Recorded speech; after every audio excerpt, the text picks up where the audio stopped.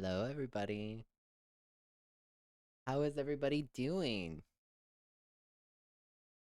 I know it's Thursday. Yeah, can you all hear me, by the way? I'm having, I've been having some audio issues like yesterday and today, and I want to make sure that everyone can hear me.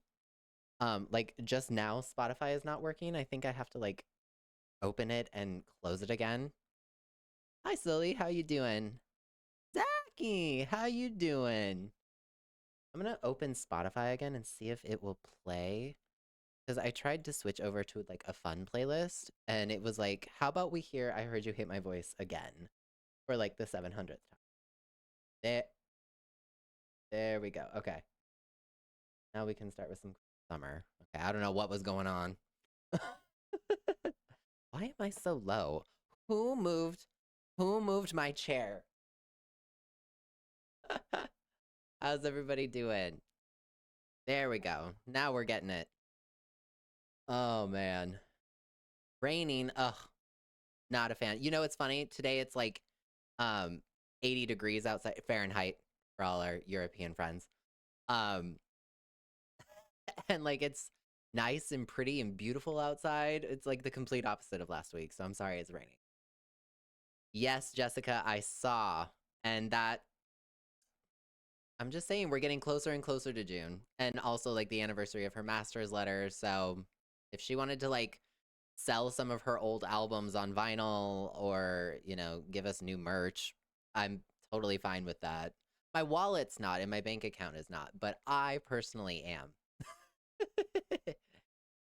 Oh, good. You guys can hear me. We're not having audio issues. Can you guys hear Spotify? Cruel Summer should be playing in the background. I just want to make sure because it's a. You know how like things try to update when you don't want them to, and it's like, you know what? Actually, I don't think we're gonna work today. I'm like, but I need Saki. For me, it's been like 90 earlier this week, and now it's like 60. What is going on with the weather, right? Like, for me, it's the complete opposite. This weekend's supposed to be like really beautiful here. I'm so excited for it. I know my wallet is scared too. Like, Taylor, what are you planning? What are you up to? I mean, we can guess what you're up to, but like, what are you up to? You know? Um, I, I mean, I said it last week. Like, you know, we're inching closer to the anniversary of Tim McGraw, her being inducted into the Songwriting Hall of Fame, uh, her master's letter, like a lot of things that could be going on at the moment. Um, but yeah, it's very interesting that I mean, you know, she's starting to be seen more. Like this is kind of her pattern before she announces something. Um, So I'm just kind of sitting back and waiting for her to make a move that I'm sure is coming. Um, we will find out exactly what that is in the coming weeks, I'm sure. I would laugh if she threw everyone a curveball and was like, I'm done with Showgirl. Here's TS13. I would laugh. And also not complain, just so we're clear. Um, morning, Briz. How you doing? How was it in Australia? Becky, this is the first time watching you on Twitch. I used to watch a lot of TikTok. I know, I recognize you. I pay attention to who actually follows me, hangs out. I'm glad you're here. Thank you for being here. Make sure you follow. I'm glad that you're here. Thank you for joining. We've been having a little secret party over here. So I'm glad that you get to be. Yeah, the bronze dress was really, really pretty at her friend's wedding. I didn't post about that because, I mean, you guys know we've talked about this before, where I feel when it's like her friend's wedding or like something that feels a little more personal, I don't feel comfortable sharing things like that, but like it was a very pretty dress. Um yes, everyone say welcome to Zachy. You do do you prefer that or am I do you prefer Zach? I've never actually asked you. I see in my TikTok comments all the time on previous live streams. I'm just gonna ask you. Which, by the way, thank you.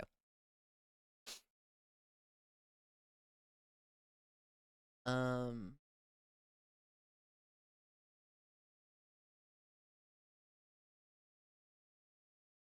I have a question for people on here and you. Do you remember what happened at the 2009 VMA before, after the Taylor Swift end?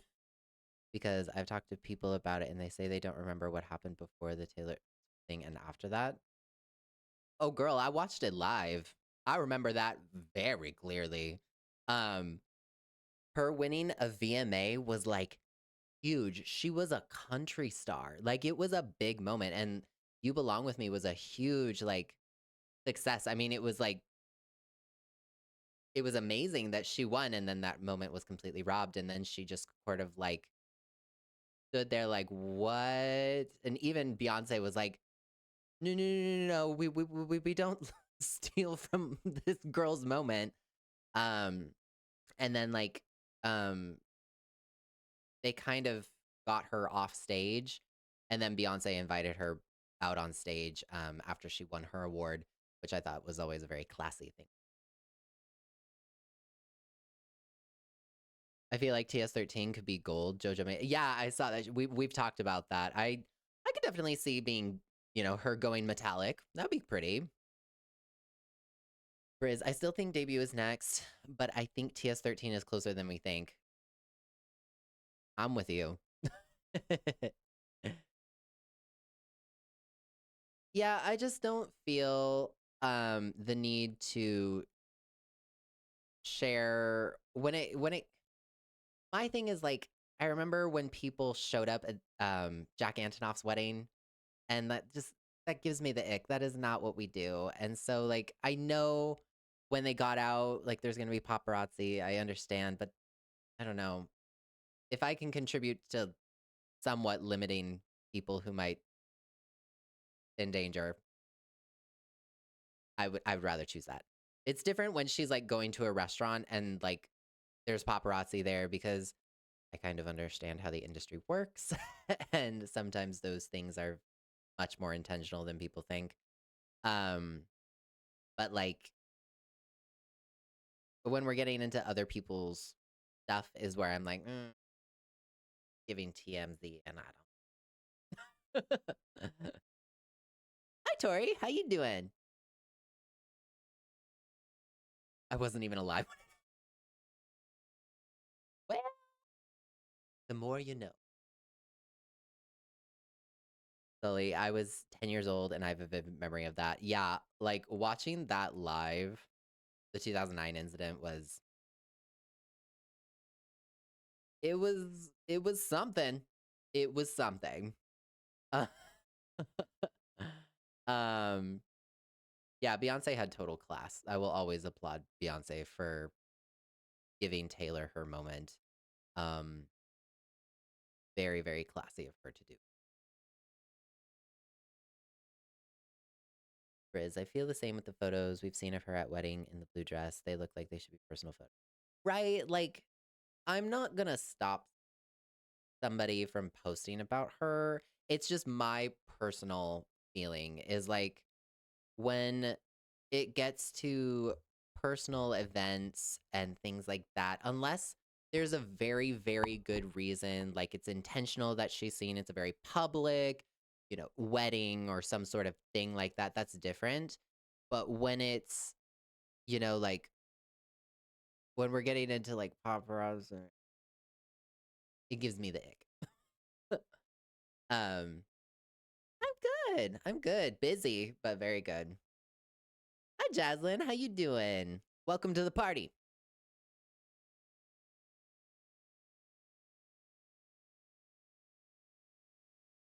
Yes, it's a party. Never mind. It's all good. Yes, raining just for you. Come clean.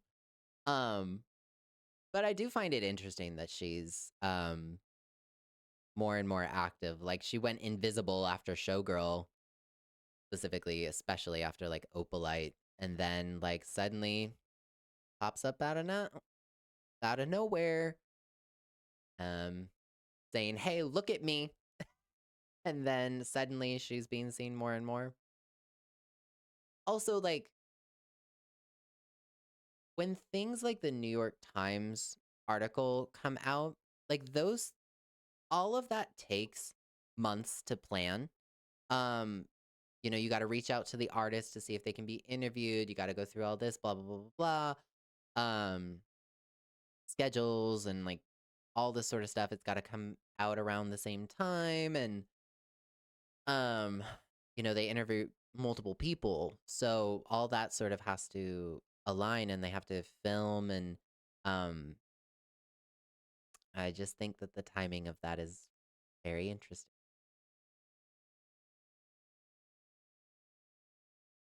A diamond painting. Oh, that's cool. That's pretty. Like an actual picture of a diamond? That's cool. God, I wish I could paint. Every time I have to do like storyboarding for a project or anything, I'm like, all right, everybody, here are my stick figures. Are you ready? You want me to make a song for you? You want me to write something? You want me to write an essay? Beginning, middle, end? No problem. I got you. You want me to draw a picture? Absolutely not. You can have stick.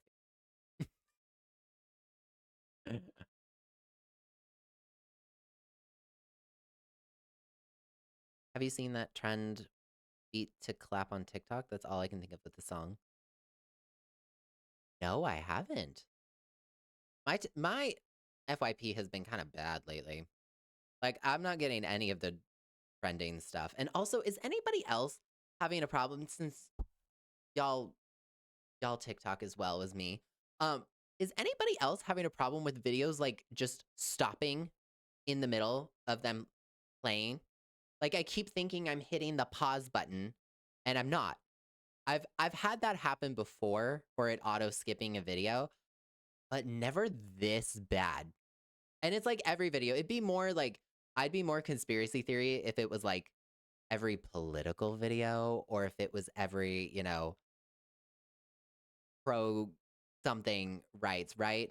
But it's like every other video. I've reset the app, like I've done everything. I'm like, is this just me?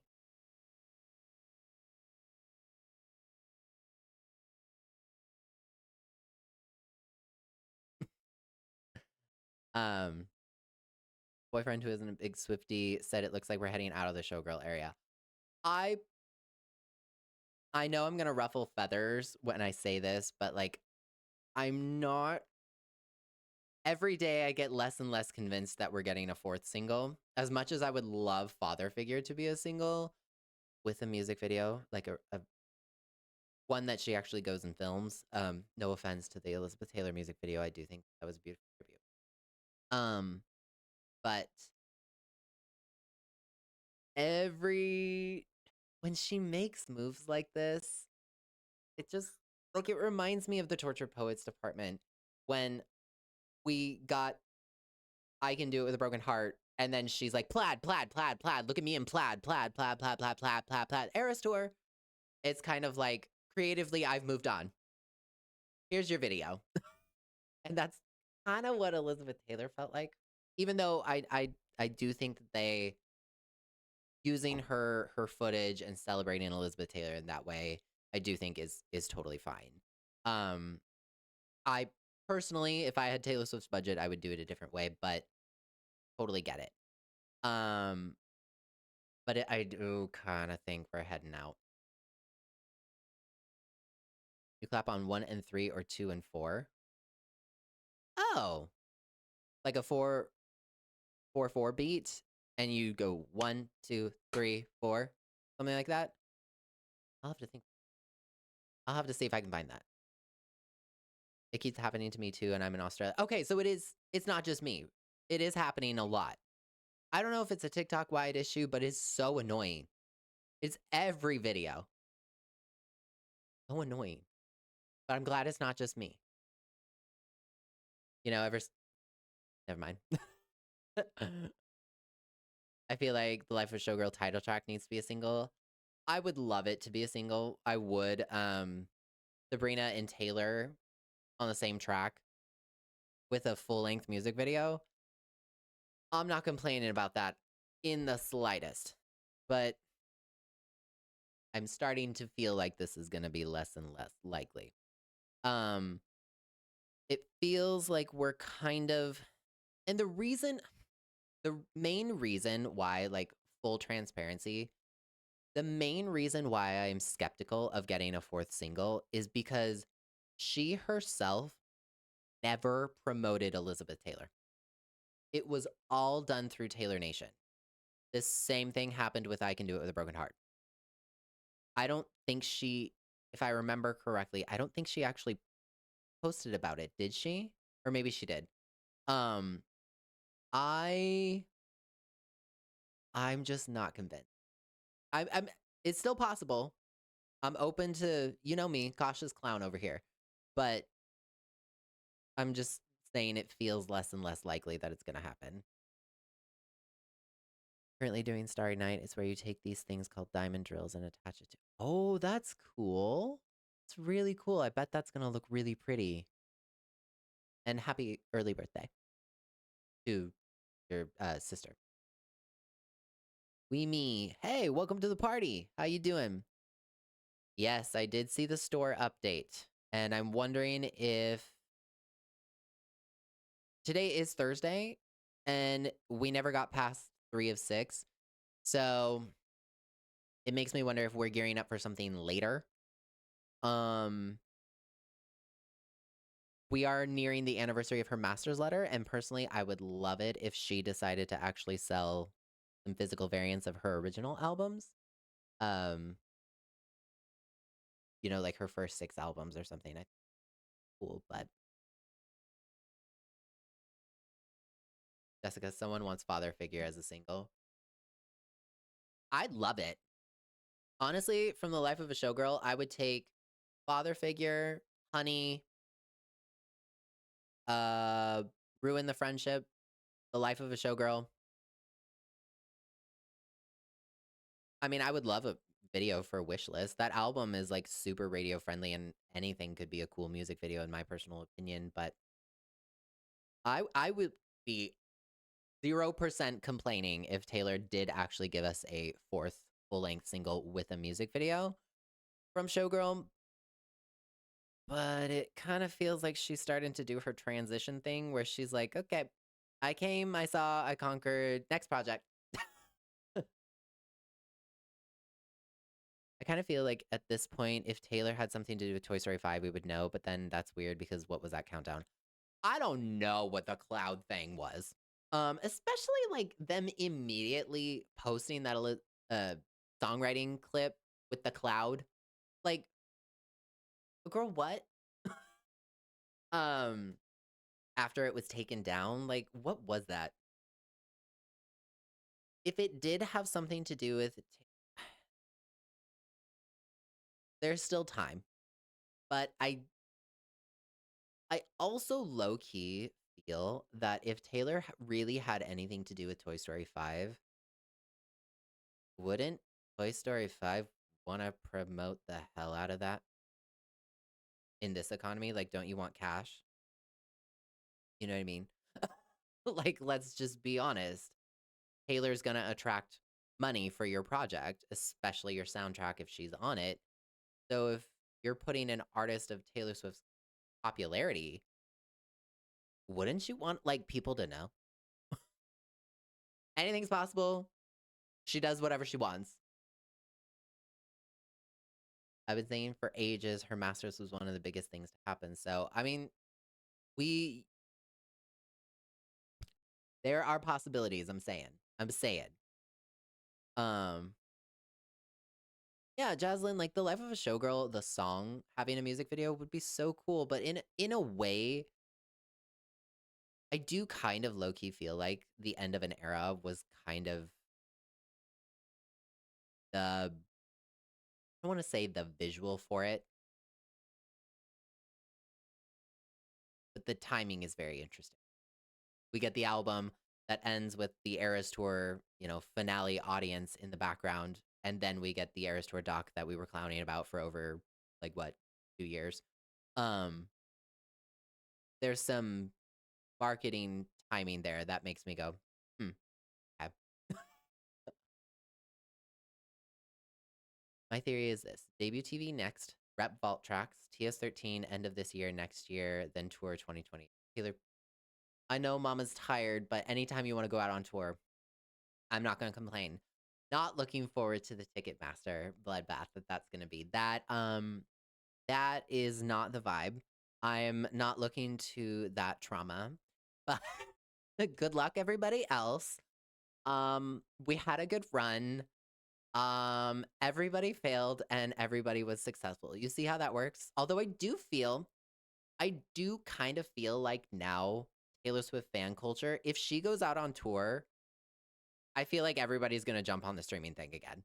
Like, I feel like that's kind of built into her tour thing, culture now, you know?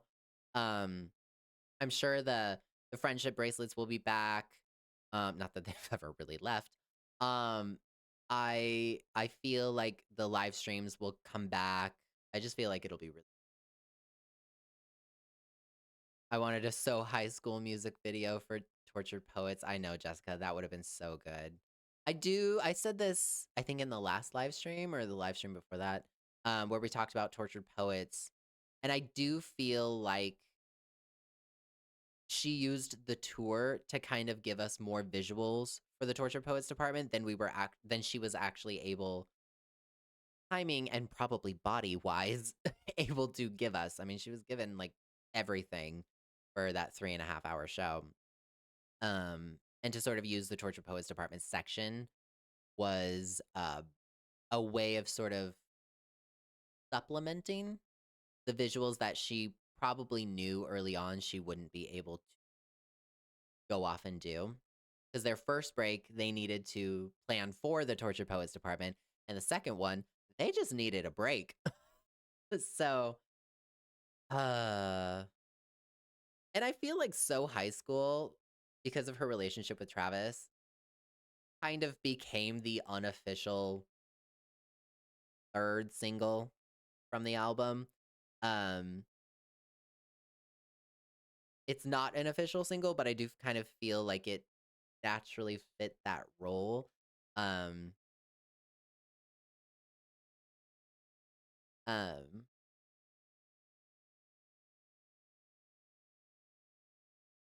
she had new staff who did a Bumble Fumble. Entirely possible. Everything happens for a reason. Watch it be something not related. I mean, we mean like she is capable of anything. We must always have our clown makeup on, and you must never take it off. I told you at the end of the tour, do not take it off. Some of you did not listen to me. Uh, nobody watching, of course, because all of you are actually cool. Um, I keep thinking I'm behind in the live because it feels like you're always 7 messages behind, but that's just I think it's because I'm just slow at reading. I just talk. I just have lots to say.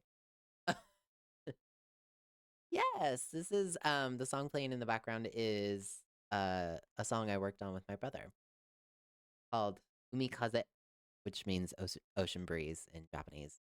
Um really pretty. Good vibe music.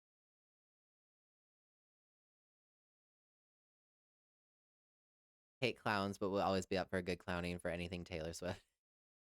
I know a lot of people who are actually like that.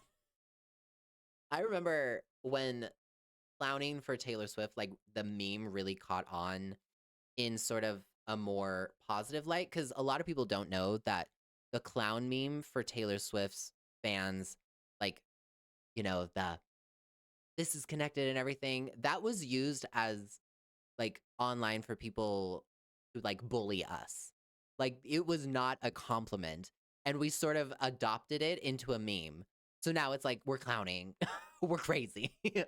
um and so like I I love that it's become a positive thing because so many people are like, I hate clowns, but you know what? It is fun to be a clown with Taylor Swift because she is capable of anything.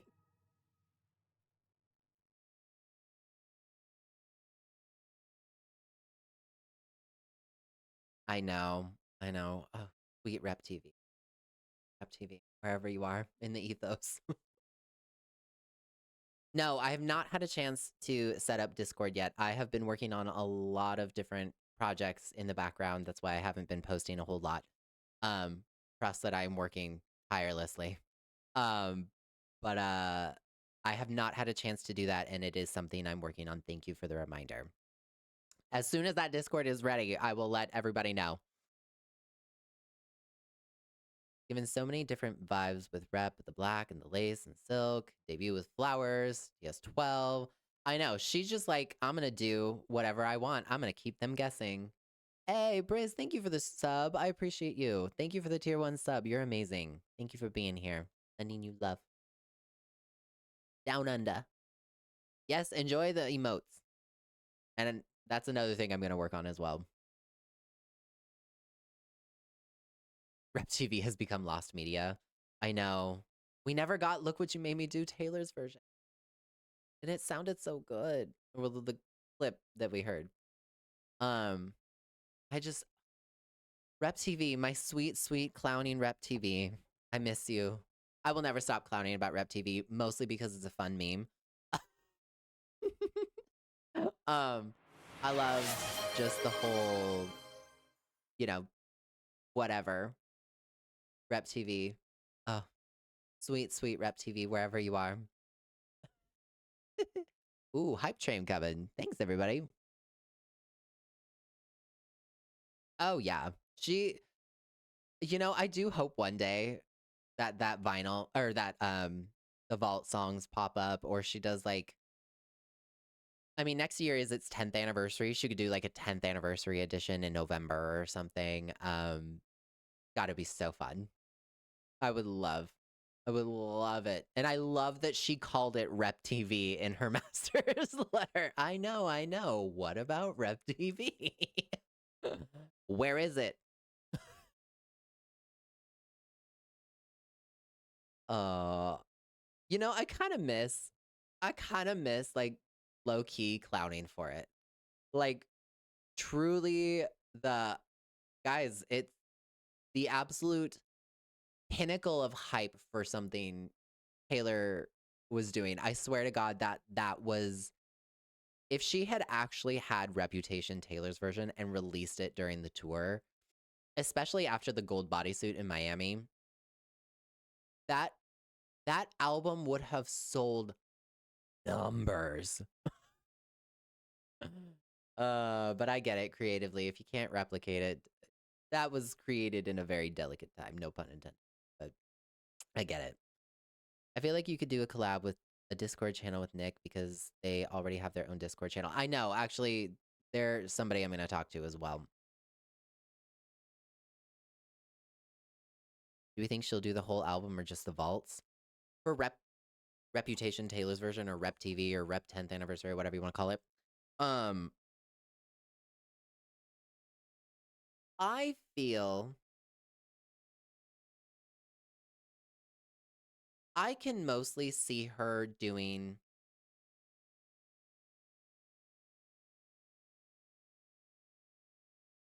I can see one of two things happening. Like real talk with the whole Rep TV discussion. I can actually see her keeping the Reputation Taylor's version branding and eventually giving us this sort of like re-release and expanded version where it's the main tracks, but the ones with the explicit versions have been swapped out. So like I Did Something Bad, or Delicate, and then like the vault songs are included. So it's kind of like a hybrid of a re-release and a Taylor's version where everything is re-recorded. And maybe like the bonus tracks are the Look What You Made Me Do Taylor's version, but that's like bonus track 1, and or how many songs are in Reputation? 15. So that would be like track 16, and then Delicate Taylor's version is, track 17, and then it's the vault songs or something like that. So it's sort of broken up into the original explicit versions of the original recordings, however many there actually are, and then it's whatever re-recorded ones she did, and then it's the vault at the very end, which is kind of similar in vein to a Taylor's version re-record. Or she truly ended up wanting to, once the pressure was off, she decided to end up finishing the re-recorded versions over time. And she does actually give us Reputation, Taylor's version. I could also just see her doing 10th anniversary of it version where it's all of the regular. Oh, what is happening? Oh my god. Hello, everybody? Thank you so much for the gifted subs. Thank you. Thank you, Anish. How are you doing? Thank you, everybody. Welcome to the party. Thank you. Everyone say thank you. Thank you, thank you, thank you. Yes, gifted subs. Let's go. Thank you very much. I hope everybody is like having it's a great day. How is everybody doing? Everybody say thank you. It's a party. Let's go.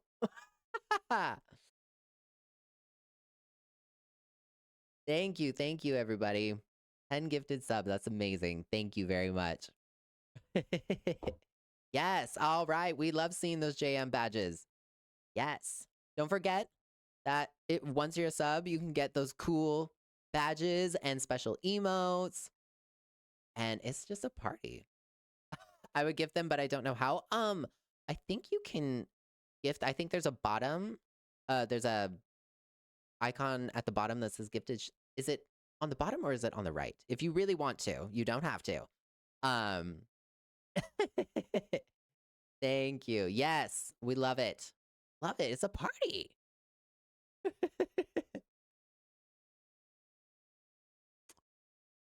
I love it. Thank you very much. Yes. And I am working on some emotes. They might have no, I'm not gonna spoil it. Stick around, guys. It's gonna be a fun year.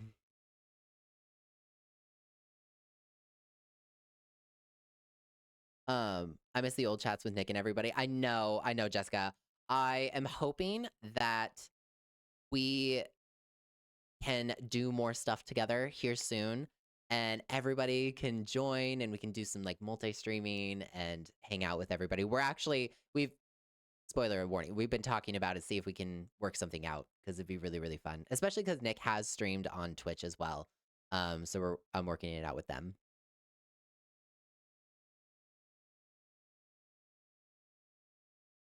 Through the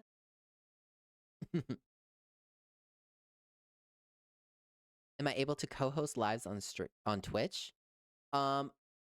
Potentially. That is something we're looking into as well. But yeah, we got to get everybody back. You know, we need the party. We need the gang. Gang's got to get back together. It's been too long, right?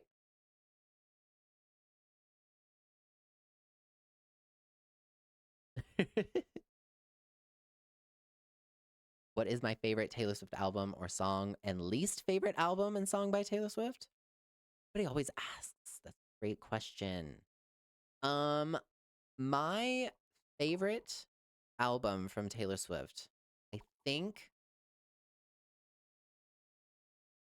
I still, depending on the day, it's gonna either be 1989, Lover, or Reputation. Like I love The Life of a Showgirl, but I haven't sat with it enough. I know it's been almost not a year. We're not at a year yet. We're inching close to it.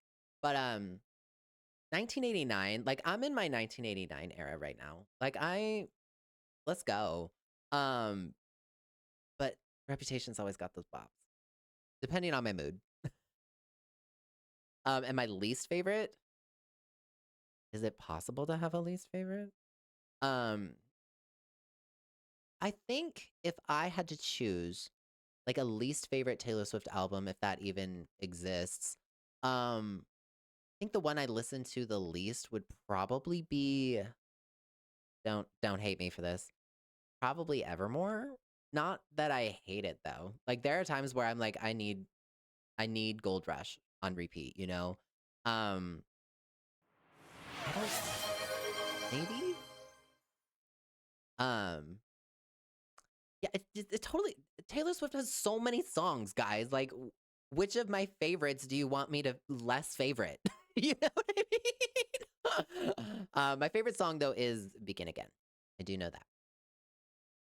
I like that sort of feeling of exploring what it's like to open up to a new chapter or a new beginning, um, and sort of setting sail and exploring that space. Heidi, welcome to the party. For me, it depends on the mood, and I've gone through all the albums at different favorites, different points. See, you get it. Heidi gets it. Heidi knows what's up. Hey, Princess, thank you so much for the gifted tier, the gifted subs and the bits. Thank you, Ash. I appreciate that. Welcome to the party, everybody. God, we're having a great time today. Thank you so much. Oh, yes. Love seeing all these emotes in chat. Let's go. Let's go. Let's go. Let's go. Thank you, everybody. Hype chests are on the way. Here we go. What is happening today? It is a party. Thank you. Thank you. Thank you. I love it. I love it. Yeah, it's not that I hate let's see. Oh, there we go. I'm up in chat too. I can join the chat too. Let's go party.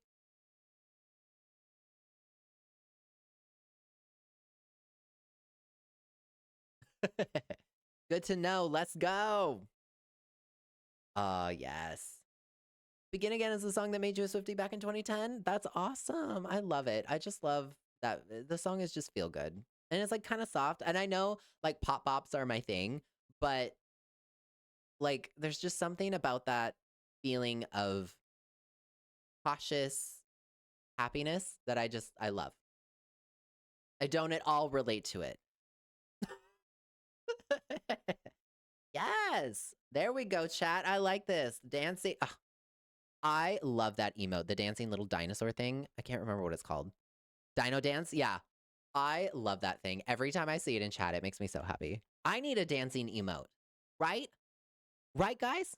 I need a dancing emote. We need to have a party. I'm sure in the future we're gonna do album release parties like we've done before. So we're definitely gonna need to have some hype emotes. Wait, how's that work if it came out in 2012? Oh, they probably meant 2012. It's all good. The date is relative. um, yes, yes, yes. This is so fun. You guys are great. If I could remix any of my songs with any other singer song, who would it be? That's a great question. I'd be in good company. Um, I don't know.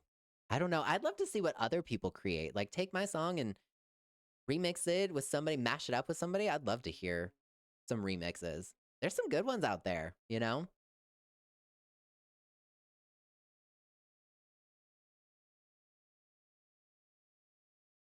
Are any of your songs inspired at all by Taylor's style or lyrics?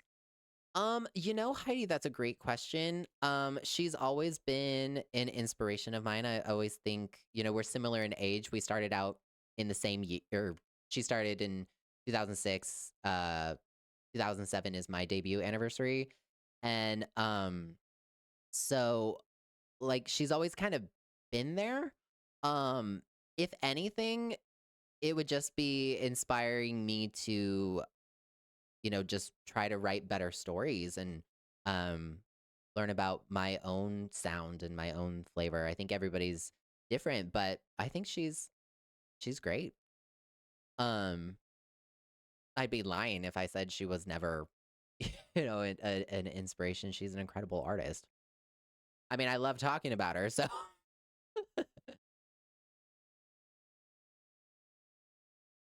Zachy, wait, when JM6 releases, we should all listen together on live. Oh my god, that's such a great idea.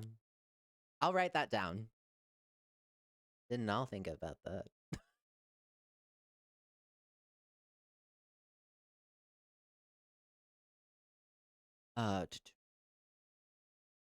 Thinking if I can do it with Broken Heart.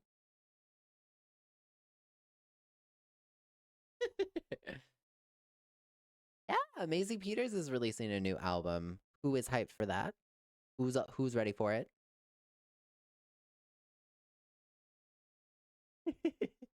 I know, like it'd be. Geez, I haven't heard it yet, or I haven't heard.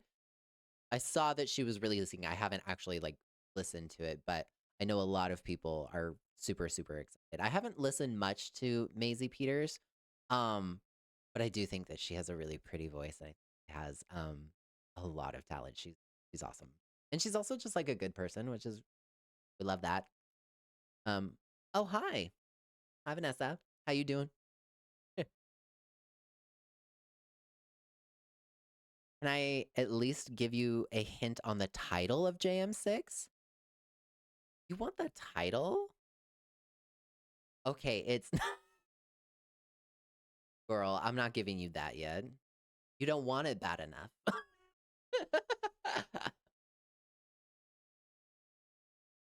All I'm gonna tell you is that when it is officially time for JM6, trust me, you'll know. You will know. I will do something that you'll know. I'm not gonna spend several years working on an album and then just be like, okay, well, my album's out on Friday. I guess stream it if you want. I'm so cool. I don't care about my album. Like, it's just available if you want to listen. No. No, I worked hard on something on an album that I absolutely love. You will know. You will know when it's time.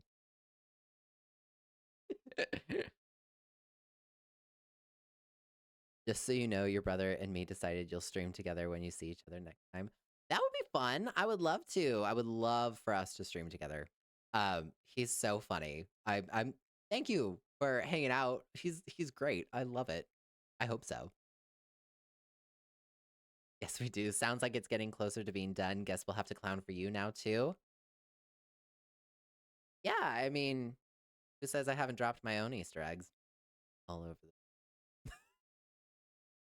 practically screaming it at you guys. None of you have figured it out yet. Every time I do something, I'm just sitting here laughing. Like, this will all make sense in hindsight. You'll get it. That's all I'm telling you. I'm just saying you need to be aware of things. I know y'all are good at finding Easter eggs. You can figure it out.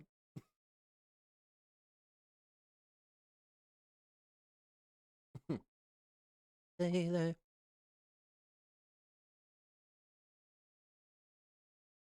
Counting the days to add to the playlist with all my songs. I mean, you could do that now. Like, there's plenty of songs out. I have next Friday, May 29th, is my 19th anniversary of my debut. Next year is the big 20. Um, so like, there's plenty of songs out there for you if you would like to. I got music videos on my YouTube channel. You can go all the way back in my music career and find all the cringy ones that you want from original YouTube era. But you got to start somewhere, you know? It would be very easy for me. I actually was having this conversation the other day with someone where I was like, it would be very easy for me to be like, okay, I have this, big gigantic audience now. Um why don't I just, start over the new fresh, whatever. I'm like, no, I have 20 years experience in this industry. Why am I going back in the past and invalidating my high school self just because, some of that stuff feels cringy to me now? No, that was everything to me back then. I don't feel the need to go back and invalidate my own feelings that and my songs that I wrote about my own life. Like, no. This is where it all comes together. Do you remember that whole game competition that Nick was talking about last year? I wonder if they still do that. Actually, I think Nick is considering doing one here soon. So we were talking the other day. I'm sure they'll let you know when it comes together, but I'm hoping we can do one because I miss those game shows. Those are so fun. I know they're a lot like work to put together, but they're so fun. They're so fun and silly, right? I want to do it. Oh, yes, thank you. Thank you. What are your favorite ones?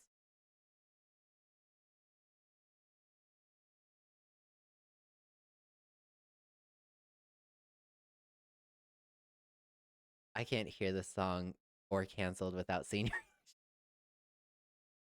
I loved that live stream. That live stream with all of you and like 10,000 people listening to the life of a showgirl for the first time. Everyone was so happy and excited and like laughing, and it was just so fun. It was so fun. One of the funnest moments in my career on social media. It was just so fun. And I loved posting those reactions. They were great. I think my favorite one though, my favorite reaction that I had that I edited together was probably Wood. I loved reacting to that song. I was like, yes, girl, it is finally time. We are out of the dress. Let's go. I love Nick. They're amazing. Right, exactly. It's giving, sorry, I'm allowed in my own house with my own songs that I wrote. Zaki, you have no idea how deeply I related to that when I first heard it. I was like, yup, I'm sorry.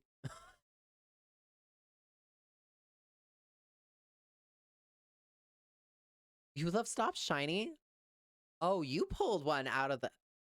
You know the discography. Thank you. That's a that's a oldie. You know, fun fact about that song, actually I wrote it for my second album, which is no longer available.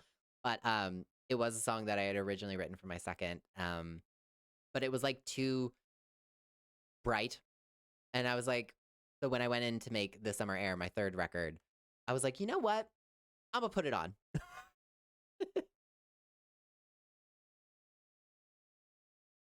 Things we do, baby.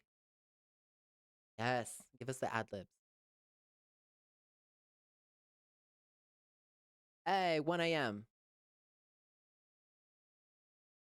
Jackie, I admit I've only listened to the singles. I plan on listening to Jam 1 through 5 before Jam 6, hopefully. Well, 1 and 2 are not available right now.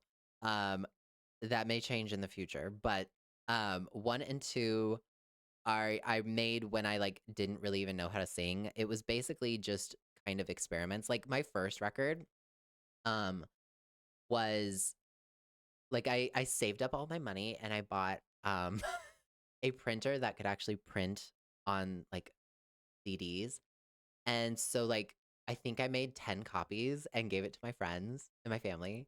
And like it's like so slapstick. I didn't know how to sing. Some of the vocals are like way down shy, and I didn't know how to sing.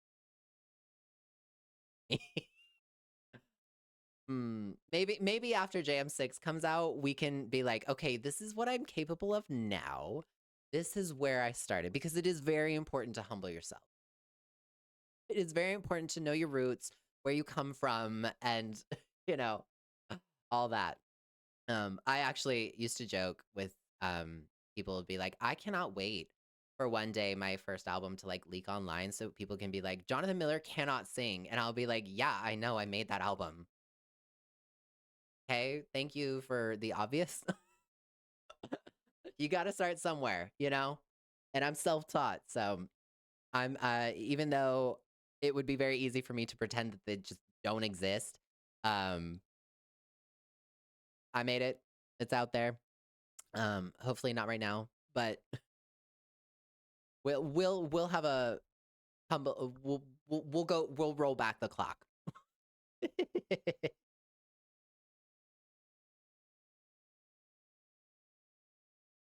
Feeling gonna breathe.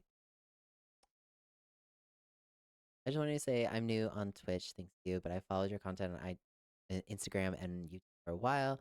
Love your personality and content. Thank you for sharing your happy spark and story. Oh, thank you, Heidi. That's really sweet. Thank you for following over here and thanks for hanging out. I'm glad you're here. Really, it truly appreciate every single person who watches my content. I don't view my followers, likes and stuff as like a number. I view them as like individual people. And so I really appreciate you saying that. It means a lot to me. I know um jumping from platform to platform is sometimes hard for users because not everybody likes each platform. So I really, really do appreciate you being here. It means a lot. Thank you. I loved I Heard You Hate My Voice. That was such a cathartic song to write. Um it was so fun. I like true story, at that point I was making a lot of content about genre breakdowns and like the system of music marketing that I had developed helping artists figure out their own sound and doing a lot of like um independent artist content, helping people understand the industry a little bit more in depth from an artist perspective. And when you start to grow faster and faster, the algorithm sometimes sends your video to people who are not very kind. And one of the things that one of the main criticisms that I used to receive as an artist and just as a person, and I think a lot of LGBTQ plus people will understand what I say when I say this, um, is people wanted to shut me down a lot. Like they wanted to talk over me, tell me about how I felt, or they just didn't want to hear my life experience. And the only way I could get people to hear was when I would write. And so when you are a gay man, people are going to make fun of the way you speak no matter what you do. Um, no matter if you sound one way or the other. And so in 2021, there was this like accumulation of these comments that I got this like hate wave of people being like, I really like what you had to say, but I just hate that you said it. Or like people will just say some of the most vile thing, right? And I'm like, you put that on the internet? Anyway. Um, and then in the middle of the night, I woke up at like 2 a.m. and I had I heard you hate my voice. Tone it down, it's critical. Way to be original. Like, it was so over it, and these lyrics just fell out of my brain. I was like, I have to write this down. I don't even have an instrumental track done. Um, but it just like came out of nowhere, and then the next day, the whole song was written. So, like, I was just like, oh, okay. I guess because I tell people I write through my subconscious, and sometimes my brain will write a song that I don't know where the hell that came from. And then like months will go by or whatever, and I'll be like, oh, got it. Brain worked something out that John hadn't quite figured out. Um, and I heard you hate my voice. It was like that thing was like leaking over. Like it wasn't gonna be a video, it needed to be a song. And also it was just kind of fun to make a song that was like totally in my lower register. It was fun. Jam 2's not there because when I look at your profile, yeah, so there are 4 albums listed on uh Apple Music and Spotify. And I need to make like some sort of clarification because when I distributed the project that is listed, the project called Shadows of December that's listed under albums, back in 2011, the distributor that I was using, you could only upload album or single. That was it. There was no as many tracks as you want. There was no EP section. There was nothing. And so really Shadows of December is like a mixtape. But if I edit the title, it will change all of the stats. And so it's kind of just stuck there.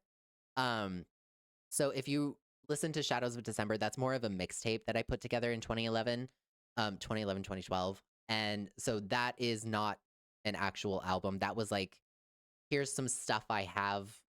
I'm trying to release something. I'm going back and forth between LA. My album's not done. Here's something.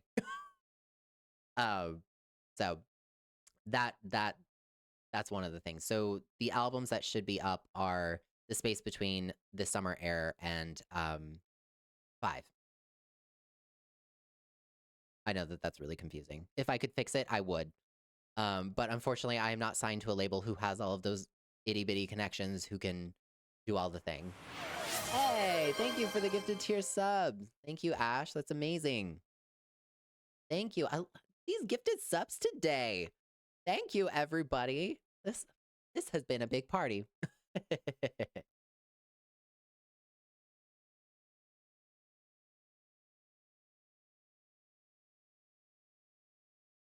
Oh, for those of you asking, Vanessa, I saw your message to explain the music in the background doesn't save to the VOD.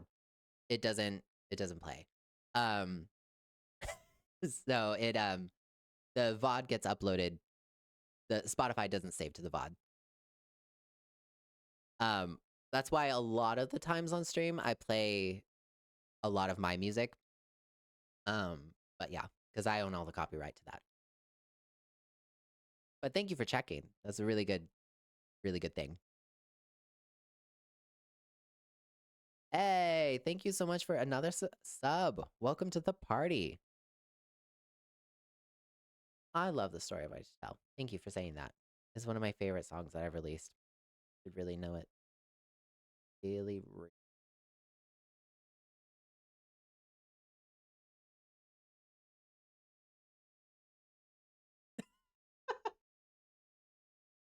This has been a great thing. Like we're so many like gifted subs and like bits. Thank you everybody. You guys are so sweet. I appreciate you. You guys are so supportive and it means a lot.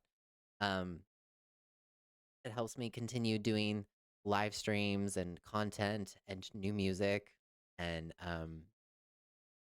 offshoots thereof. Um but yeah, I appreciate it. Thank you so much. Thank you for being here and thank you for the support and thank you for hanging out with me. You know, I appreciate it. I really, really do. You would make a great music teacher to teach others what I learned. You know, thank you for saying that. That's very sweet. Um, I I've always made the joke when I was growing up. A lot of people were like, "So after high school, you're gonna go become a teacher, right?" Because I was like teaching in high school. I would take over the class and um I did a lot of like teaching younger students, especially foreign students. I worked with students from Thailand, Singapore, Japan. Like I always grew up in a teacher sort of role. And then funny enough, what really started to make my content go um become more a little bit more successful was I kind of fused experience with teaching and well here we are. So thank you for saying that. My joke with everybody is like when I started out everyone was like, well, what's your backup plan in case music doesn't work out? What's your plan if music doesn't work out? And I'd be like, listen, if it doesn't work out, I'll go back and be a teacher. It's something I already do. And now I kind of end up doing both. So here we are. So everybody wins.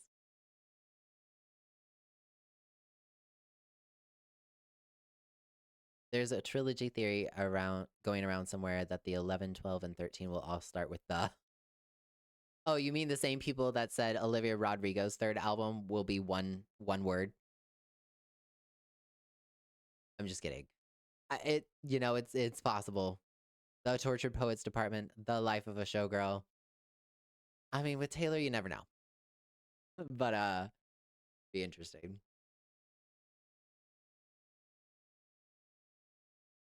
I actually haven't heard that. But I know that people love the idea of a trilogy. I mean, they did it with Folklore and Evermore and Woodvale. Um, I think people just like trilogies in general, which I totally get.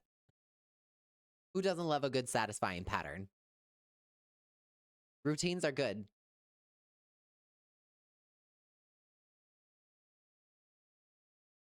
Mother's a music teacher. Hey, Squishy. at a music shop and also at school. Oh, that's cool. That's really cool. Does she specialize in anything specific with music or just like music theory or like teaching an instrument or something?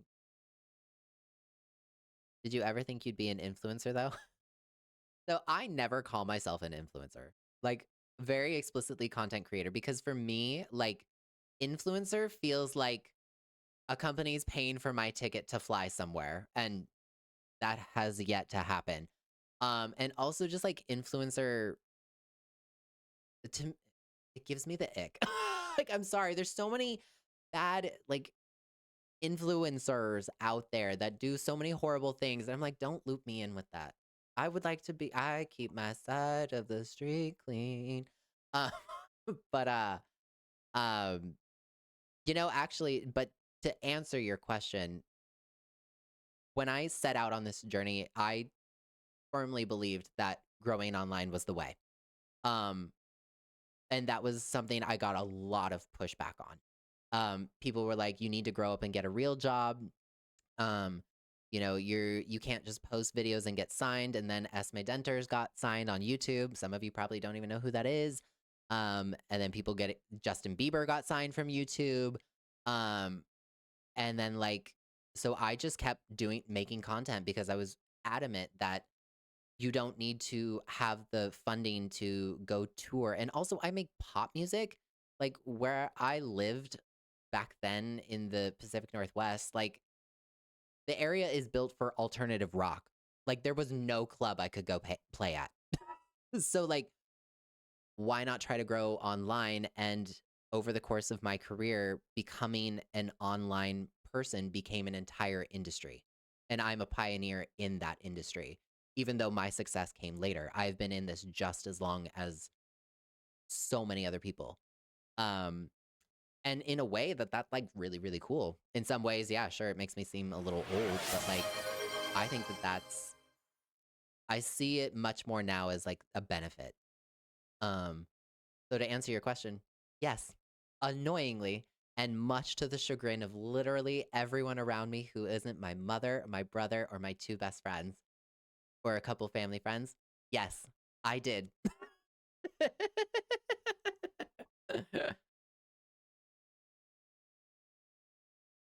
Oh, that's cool, Squishy. That's really cool. But I wish I could play some like piano and I can tinker around a piano, but you want me to play that on stage, it's not gonna happen. um Get me standing with the microphone. Then we can talk. Um, that's really cool. Mm. A commentator. I like that. Thank you. Thank you. I'll take that. Hey, thank you again for the gifted tier 1 sub. Thank you, everybody. That's amazing. Thank you, Ash. Thank you. Oh, absolutely. I actually took lessons for a while to learn how to play guitar. Um, but unfortunately, the way my life worked out is like they're just driving back and forth to LA and like all this sort of stuff. It's not that I was making excuses. It's just sometimes I kept finding myself in a situation where that time was incredibly limited and not something that I had the privilege of having. Um, but now, I take the piano and I draw out every note, every I make all of my harmonies by ear. Sometimes I do take the piano out and be like, okay, I hear the note. Where is the note? Is it A, B, C, D, E, F, G, or one of the flats or sharps? um, it's a much slower process than some people probably, but yeah.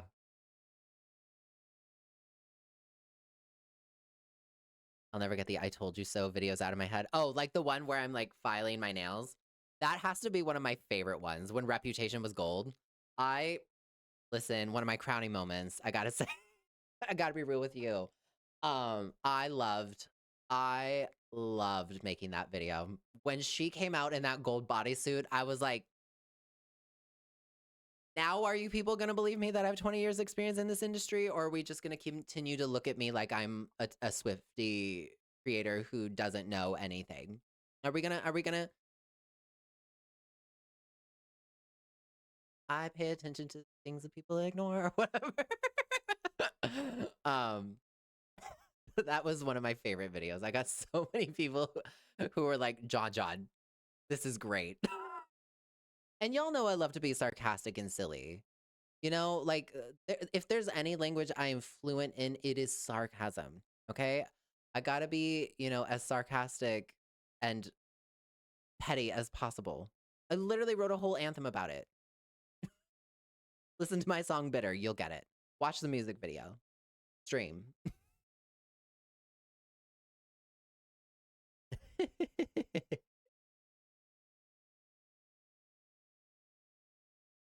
Oh, I love my whiteboard videos. My whiteboard videos are some of my favorite series. Like, I love doing the whiteboard videos, but they have to be, you gotta make sure you do it right. The timing has to be everything. You gotta be there's a certain layer of sarcasm that you need to understand in order to get my whiteboard videos, because I can imagine just like scrolling and thinking I'm 1000% serious, because there is a layer of like it, all I'm doing is pointing out the obvious. And like for some people it's actually visually very helpful, where they're like, yes, funny, haha, but like, oh, that explains why, XYZ is happening. But like you have to have a layer of complete, how do you not get it? To get it. And I know that sometimes uh that can be hard to find on the internet. I love the whiteboard video. They're so fun. They're so fun. And I also have to be like very specific about what I whiteboard. It has to be very intentional. From the caption to uh like the actual message of the video. Like I had to do one when I started seeing people be like, you know, she what what were people just talking about? Like the whole, like she can't do multiple things at once, or like, the stupid notion that she can only plan her wedding in 2026. Like, I'm pretty sure women are capable of more. Pretty sure women all over the world both plan their weddings and have a job at the same time. Maybe we could not be a misogynist, just saying. Uh, that's like, those are the types of things where I'm like, I fear this is common knowledge. Why are we choosing to forget? What's going on here?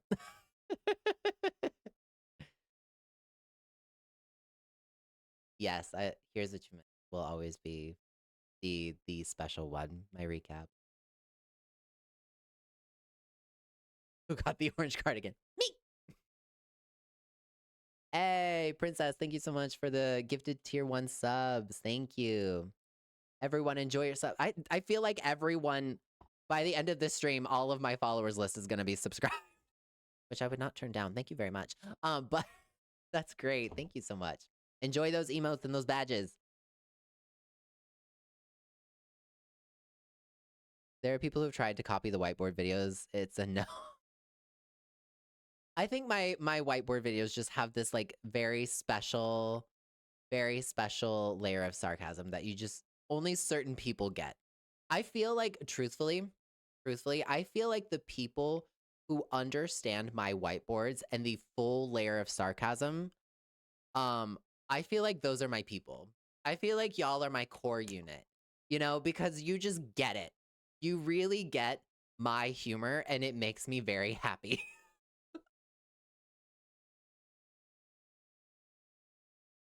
The only thing she won't egg is her wedding. How many times does Taylor Swift have to say she doesn't like to egg, pointing back to her personal life, before people understand? And like, yes, some of that I get can be conveniently point back to a personal life thing. But for the most part, it is usually going to point back to a specific lyric or a outfit or time period or whatever. Um, but I feel like especially with the life of a showgirl, did anybody notice this era that like most of the eggs have been for the life of a showgirl specifically. Um, Opalite is where things started to change with like butterfly clips and things like that as we inch towards potentially debut TV. But like I it seems like this era she went out of her way to make sure that eggs pointed back to something on the life of a showgirl or something about the life of a showgirl, you know what I mean? Fun is okay. Fun is okay started with the whiteboards.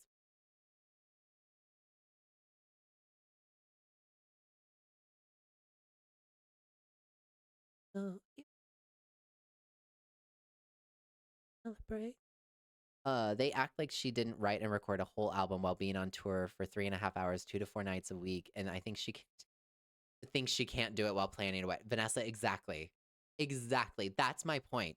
I always love whenever I make a video that's like, and it seems like debut TV is coming next or something, right? And people will be like, guys, she's having a wedding. That's all she can do.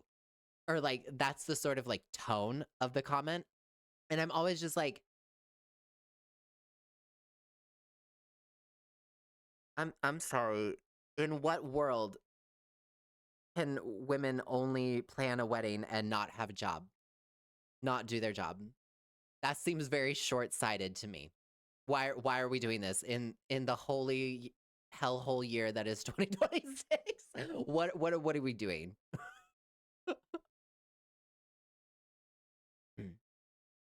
Zaki, I'm actually kind of interested in what kinds of creators do you like to watch on TikTok aside from creators?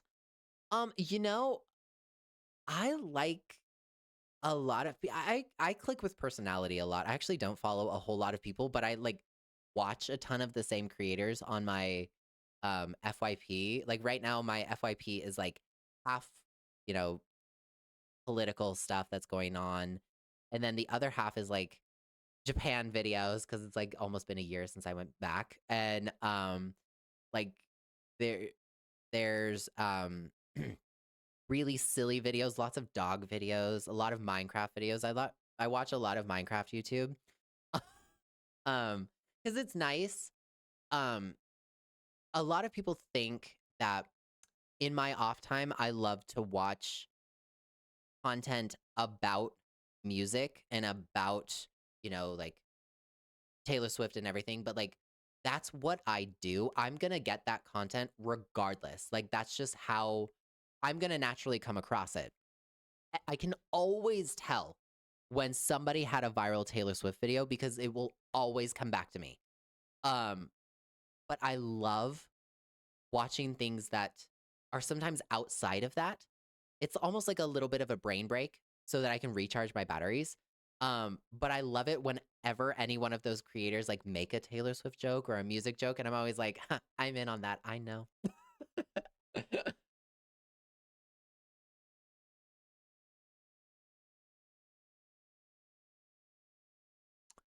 The girl legit lasted 2 days into the pandemic before she started writing and gave us 2 albums. Like literally. Like I feel like people really want her to be in just her what do they call it? Her bridal era. And I'm always like, guys, you don't even officially know that she is 100% gonna get married this year. You don't know the wedding date. There's a rumor that it will be happening in the summer, and if it does, cool. But we're not invited to the wedding. We don't know. Both of them are booked and busy. They could have projects lined up that maybe their wedding is next year. People, there are couples out there who get engaged and don't get married for a while.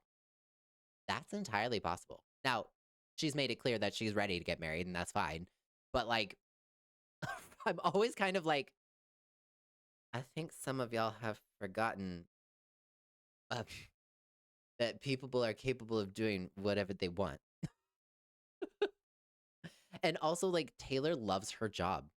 How many times does she say she does not want to quit before people understand that she doesn't want to quit?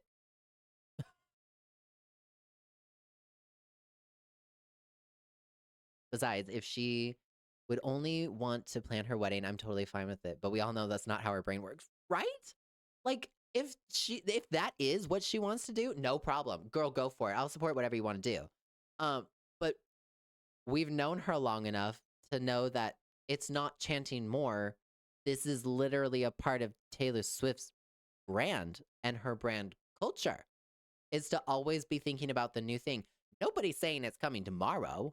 It's fun to speculate on what date it might come and how close we can get to the, mile mark, or the target, but that's just part of her culture. That's not um it gets to a problem when people are like, no, officially, she has to do this. She has to do this thing. And I would say that about any artist. When you're demanding that and like you're truly upset that your own plan and theory blew up in your own face, then I'm kind of like, that's now we're getting a little too much. But a lot of Swifties, a vast majority, if you actually pay attention to what Swifties do, vast majority of people are just like, "Ah, I think it could be, this summer, or I think it could be next. I would love if she could. And honestly, what is wrong about wanting new music from your favorite artist? Y- She is so privileged to be able to have an audience that still wants stuff from her 20 years into her career. So like,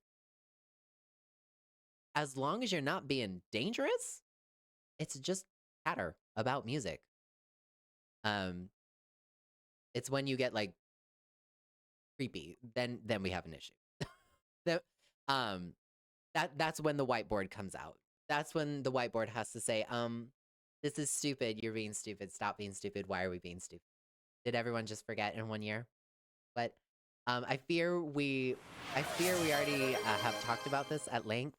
Um why are we revisiting this again? Okay, it's very simple. Let me break it down for you.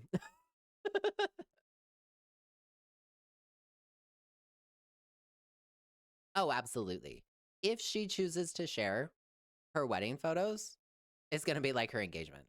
The engagement heard around the world.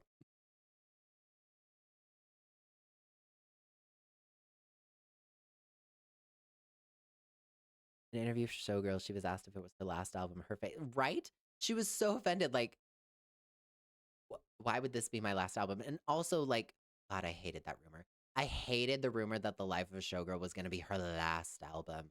I'm like, y'all are a little too uncomfortable with a woman at the top, and it shows, and it's gross.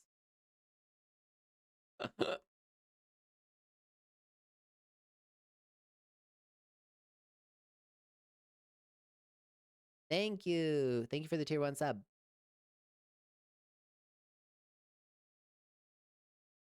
I'm pretty sure that was Stephen Colbert. Oh, something.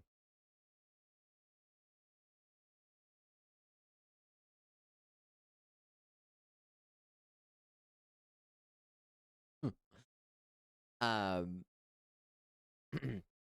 yeah, there have been some like in the 20 years of being a Taylor Swift fan, I have seen some of the dumbest rumors about her that sometimes a lot of the times I let them go, but like I said, I can always tell when somebody has a viral Taylor Swift theory in recent years because it will always find its way to me. And I'm some of them I choose to address, and some of them I'm like, it's a harmless theory. Let people who want to believe it go for it. And then there are some where I'm like, I'm getting the whiteboard. I can't. I fear this is I fear this is very not um we've done this. We've actually talked about this. I know you might be new, and maybe you aren't. Why are we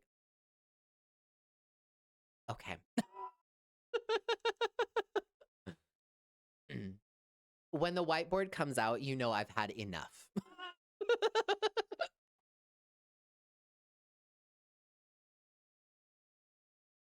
If I was invited to Taylor's wedding, would I be scared to go? If I was invited to Taylor Swift's wedding, the first thing I would ask is why me? Second of all, um, I wouldn't tell a soul. I would keep that on lock so tight. Because if I was invited to Taylor Swift's wedding and it came out that I was invited, the amount of questions I would receive and the amount of um personal invasion there would be astronomical. And so out of respect for her and myself and my family and friends, I would not tell a soul. I would keep that on lock. And only after I was given permission would I post a picture and say thank you and try to provide a gift. But I don't have a lot of money to Taylor Swift, so I'll give you a nice Visa gift card and some flowers. Here's the.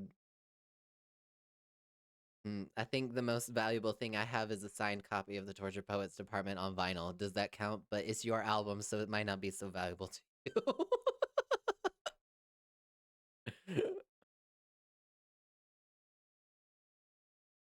Exactly. Like Taylor Swift is not stopping before her 13th record. And I really don't see her stopping, period. She may take a break for a few years and like really cultivate whatever she wants to do. But that doesn't mean she's stopped or past her peak or whatever people do to write off.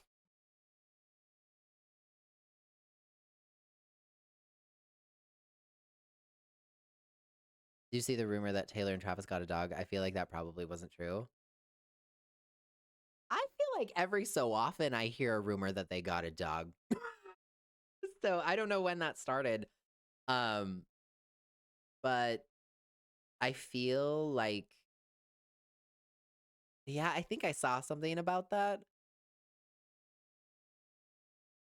I don't know. I mean, if they did, cool.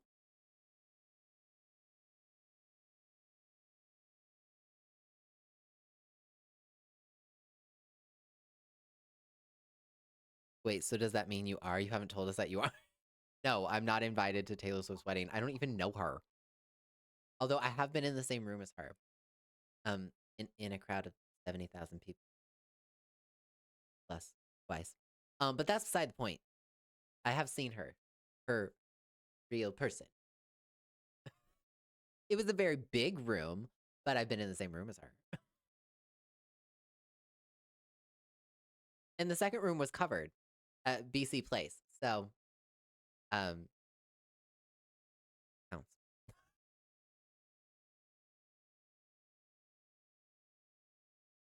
I I don't know if I would actually give Taylor Swift my own music.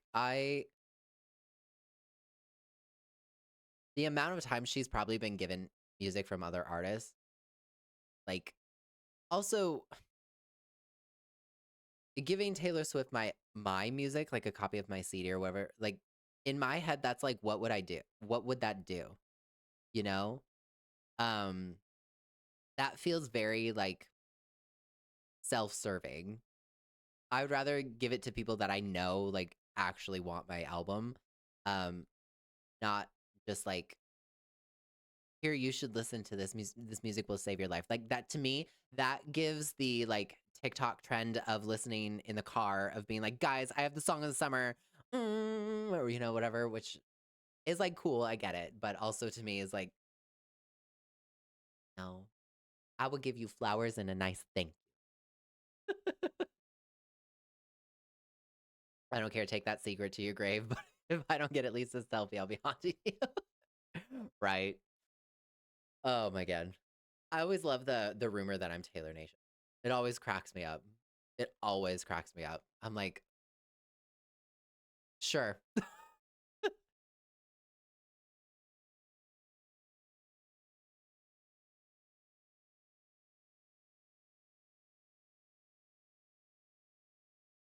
You should be grouped in with people like Somber and Tate McRae, like the newer artists that Taylor keeps saying. She's like, that's fair. That's fair.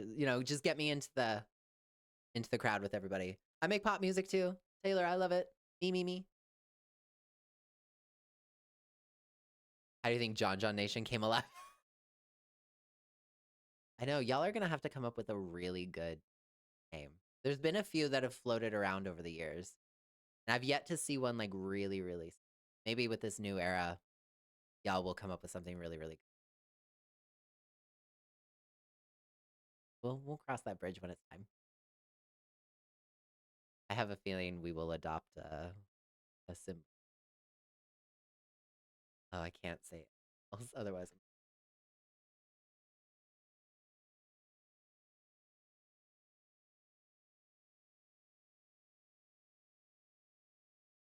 Oh, it always cracks me up. I love that.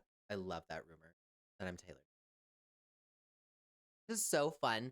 It's like the epitome of the whiteboard too, where I'm like, he did the thing that I said. God, if only somebody could have predicted that. We declare Jonathan Miller should be a bigger artist. Anytime. Anytime. Maybe this is the era that does it. Oh, I guess it has to be good.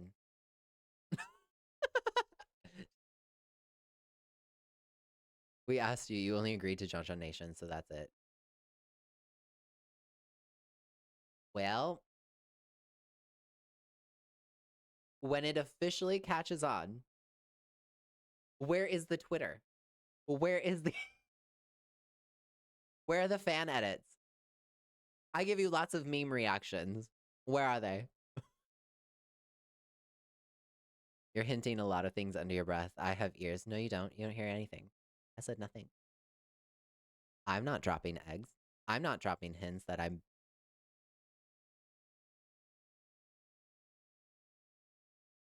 Um, there is actually a Twitter. Is there really? Shut up. Really? That's great. When you said you were in the same room as Taylor, I thought maybe you meant at an award show. Honestly, I'm surprised you haven't gotten picked to go one unless you haven't been a seat filler. um, no, I've actually never been invited to one of the award shows or things like that. I don't get brand offers very much, or at least legit ones. Um, I got the Elizabeth Taylor one, which was a huge honor. Um, but yeah, I don't have Spotify knocking on my door, telling me to we're inviting you to like a secret session or something like that. Or the Grammys being like, we want you to be a seat filler or something. Um, and honestly, at this point, it's more of a meme, so it's kind of fun. It's kind of funny. My bank account doesn't love that, but I don't know, it's kind of fun to joke. Oh, she did. That's right. Oh, we should check in on that. Check in on that. Oh, sweet Janessa. The world is holding out for you and to get a Grammy. Hey, if I ever got nominated for a Grammy, I probably feel a lot like the song that's currently playing. That's that would be I would love to win a Grammy or just some type of award would be cool. Heck, I would even settle for a YouTube subscriber plaque. I have had that channel since 2008, 2007 or whatever. Um and one day I'll hit that 100,000 subscribers and get that silver plaque, right? One day. Manifest with me, chat. Manifest with me. In a few years, you'll blow up and you'll look back at. You decided to go MIN, and that's fair. That's fair. I did have to do some things. Funny thing is, you'd be able to be nominated for Best New Artist even though you've been in the for almost 20 years. I know, and like, wouldn't that be hilarious? Wouldn't that be so funny to be nominated or like win for Best New Artist? And I'd be like, okay, so in my 20 years, let me tell you. But honestly, like, I think if I were to give anybody advice in this industry, the main thing I would tell you is that your journey is never going to be like anybody else's. So, um take value in yours, even if it takes you longer than maybe you like or other people. Um, Sometimes you're just waiting for luck.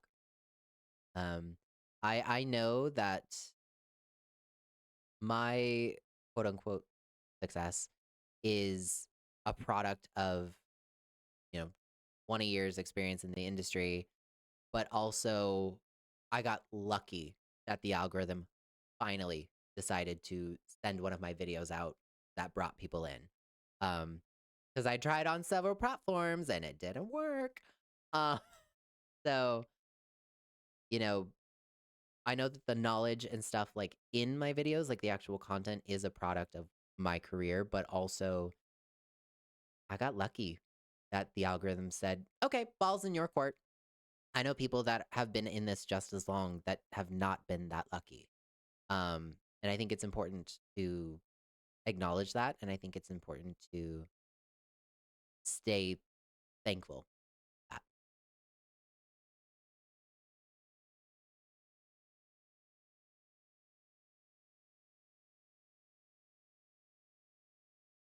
I love how much Life of Sugar play. Yeah, you know what's funny? This is my Spotify like all-time top songs, and apparently it's just gonna be the Life of a Sugar, which I'm not complaining. I'm not complaining, and I would like to announce again. I had to do this last year, and I'm gonna remind everybody this year. I have been spending a lot of time working on my album. Okay, my Spotify Wrapped gonna be low, very low this year. Very, very low minutes. I don't even know if I have a most played song. It might be Drop Dead from Olivia Rodrigo. It might be Hilary Duff's album. I'm not sure which it's gonna be. But the Spotify Wrapped is gonna be atrocious this year, okay? Just putting that out there so there will be no Spotify Wrapped shaming, okay? I'm telling you this in May. I am aware. So, um, now you know it's out there. John John had to listen to his own mixes several times so that they were pretty for you.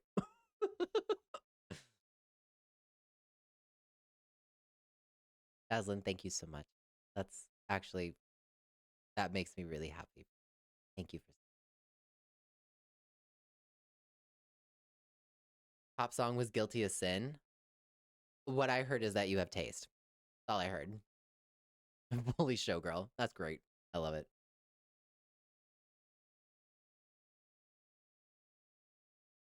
Thank you, Ash. Actually, that'd be really, really cool. It'd be cool to be someone's number one. I've been in the top before, which is like a huge honor. Um, I'd like to be somebody's top played artist. That'd be amazing.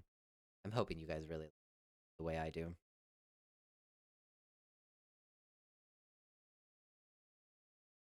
Speaking of the life of a showgirl.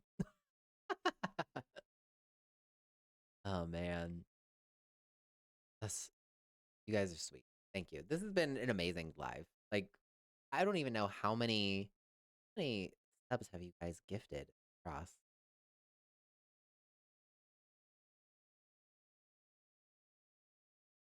18 gifted subs this whole live stream so far. That's crazy. Thank you. Thank you for hanging out.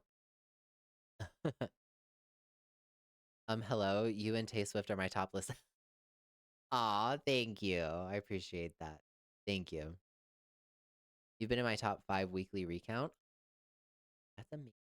Wait, what's my ego needs to hear this. What are your top 10, Jonathan Miller? And my ego needs this. Um, I haven't, talked enough about myself. So, I need to know. I need to know the lore. Um, and actually, I'm curious.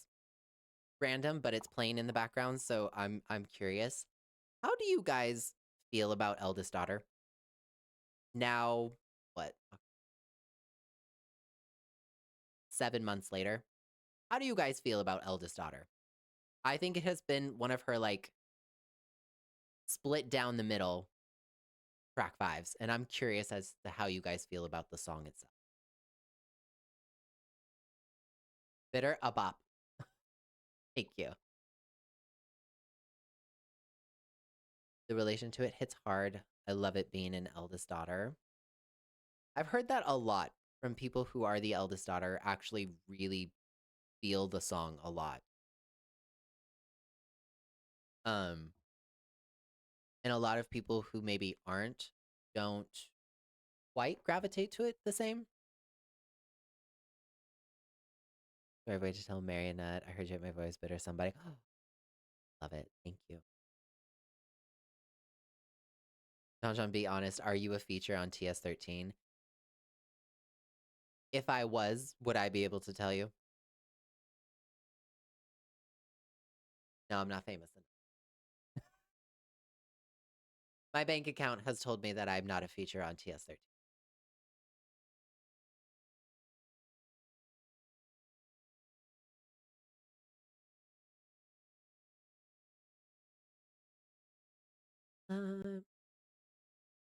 Oh, light that.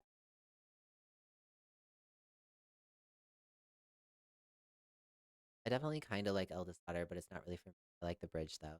I do like the bridge. I think it's very, very pretty. I like Eldest Daughter.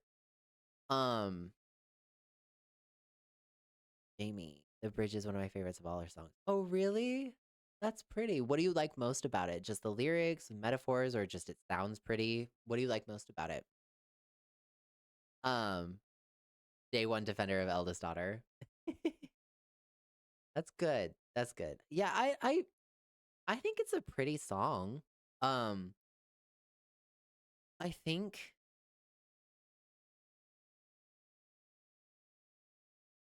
yeah, I actually really, really like it. I know that some people don't vibe with it as much, but I it's a pretty message. And I get it that like for some people, some of the like cringy or whatever. But I get what she's trying to say, you know? So me, it's never really bothered me. Like it bothered. But then again, I make pop music.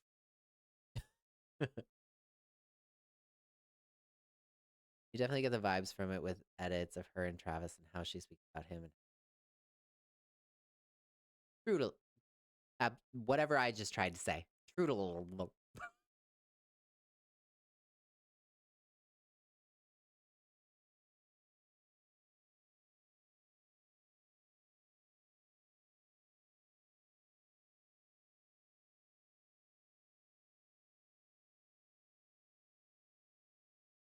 feel like she did a good job at making it as a track five in the album. What is your reasoning for that? Actually, I'm very curious. Not because I'm contesting you. Um, I've just seen so many theory videos as to why it's like not the track five of the life of a showgirl. So I would love to hear a reason as from other people as to why you do think it is the correct track five. Probably the metaphors and just hit me hard when you first. The metaphors are actually really good on Eldest Daughter. I feel like a lot of them get misunderstood. Um, but yeah, it's also just a pretty song. Her backing vocals are the one thing I'd love seeing Travis's real reaction to track 9. Wouldn't that be funny? I would love to have seen the look on his face.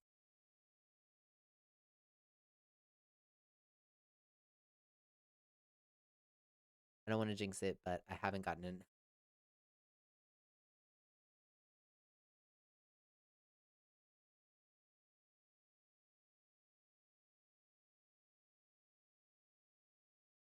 I know some people.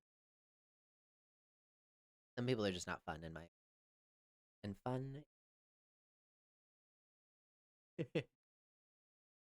Hey, thank you for the bits. Thank you, Ash. The ad libs on Showgirl really goes for the vocals. Yes. One thing that I do like about the life of a showgirl is we got vocal Taylor again.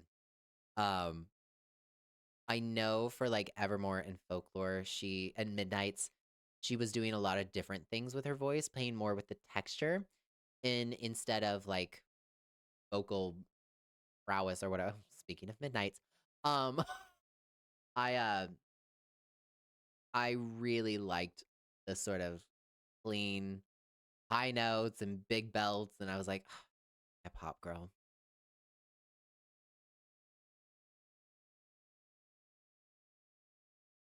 I guess I just kind of feel like it's sad, but not like super devastating like other track fives, but also just sonically, to me, it fits. I guess the vibes. Oh no, I think that's a very valid opinion. Absolutely. Um, yeah, like I get why it's the track five. I really do. Um, I think for some people, Wishlist or Ruin the Friendship probably would have been those are usually the two that I see should have been the track five. Um, but it feels like the people that really get it.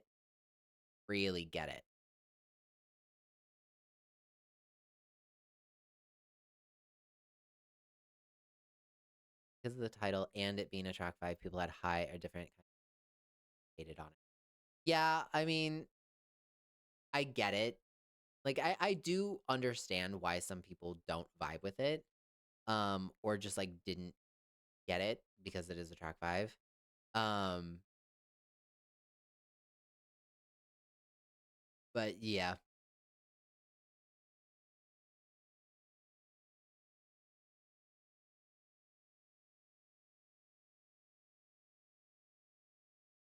kind of like scratches.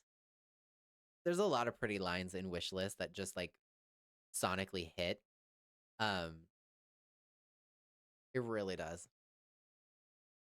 I just need Taylor one day to do an R&B album, an R&B pop. I need it. I need it. Give me the sound like a la Three Sad Virgins from SNL. I need that Taylor whole record. I know everyone's like, "Oh, I need a rock album from Taylor. I need a rock album from Taylor. She needs to do rock." I'm like, "Oh, just tell me you haven't listened to Speak Now and that's all you really have to say." Um, but people are like, "No, I want a rock album from Taylor." I'm like, "Okay, so you haven't listened to Speak Now is what you're saying. Okay. That's fine. You know, not album is for everybody. Not every album is for everyone. But what she has not done is given me a full length like pop R&B album. That's what I need from her. With like mega background vocals, mega harmony stacks, some inconsistent beats, some little runs that I know she can do. Give me that. Give me that, Taylor. Give me the beats. I need it. I need it. Because it's also like the nearest pop adjacent genre that she hasn't tackled. Like she hasn't really we've had elements of it in different songs, but like she's never gone for it before, and I want her to go for it. Oh, it would be so pretty.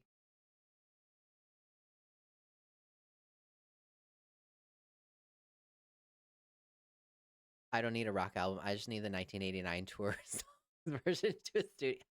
That's fair. Out of the Woods rock version. We are never ever getting back together. Rock version.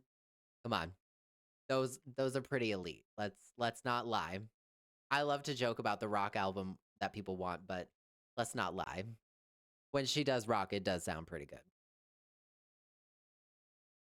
In my head, Abigail called with me with the bad news because I'm having baby. No, I'm not, but you should see your faces. And then I was bought by. Yeah, in a more heartbreaking twist. Definitely. Sense.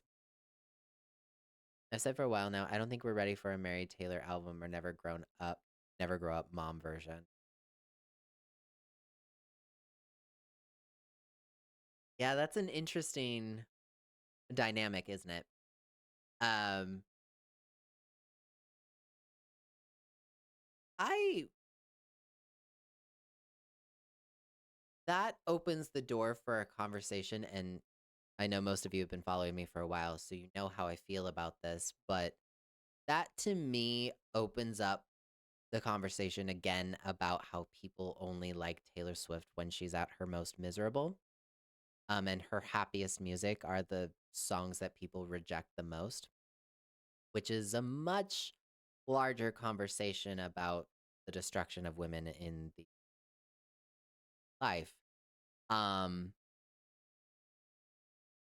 but she's gonna get married one day. And I think Taylor Swift is talented enough to be able to draw from multiple different things. And she's also able to pull from different experiences too. Like not just really. Um and also marriages sometimes have ups and downs too. Like, you know, now it does seem like they've got their stuff together, but um like there's always going to be inspiration for her to pull from, write amazing music. And I would say that about any artist.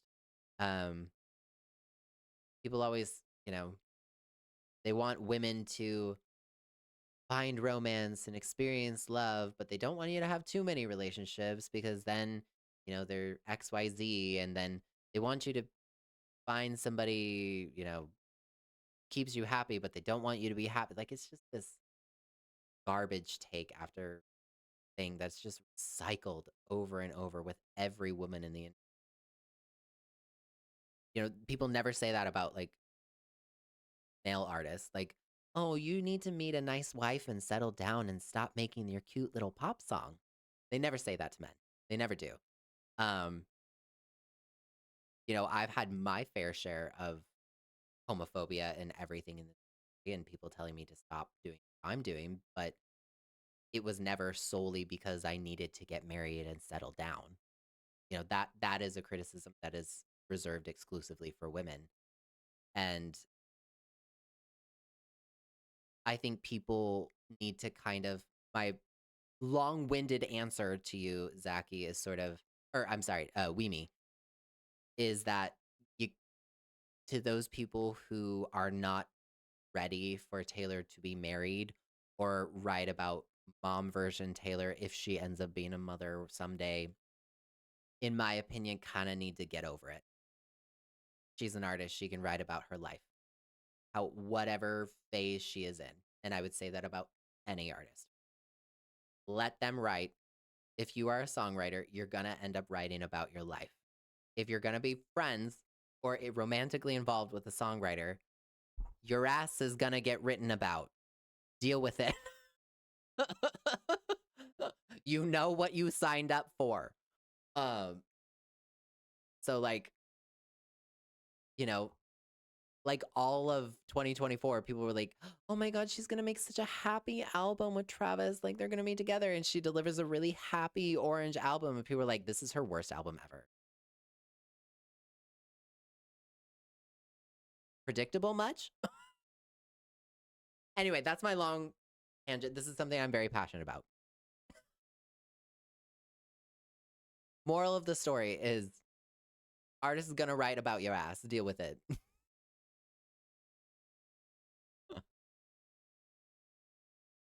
I don't mean a bad way. No, no, no. I totally knew. I was not like calling you out, just so we're clear. I was more like saying, I know what you were saying. You're good. Um, I was just thinking about the fact that Drake released 3 albums at the same time and what people would say if Taylor did that. We know everyone watching right now, if you like Taylor Swift, um, you know exactly what people would say if Taylor surprise dropped 3 albums. You know, like we know what people would say. They would hate her for it. Hate her, hate her. We would never hear the end of it. But Drake can do it just fine. Although I've seen some reviews. Not here to cast judgment. I haven't listened. Um yeah.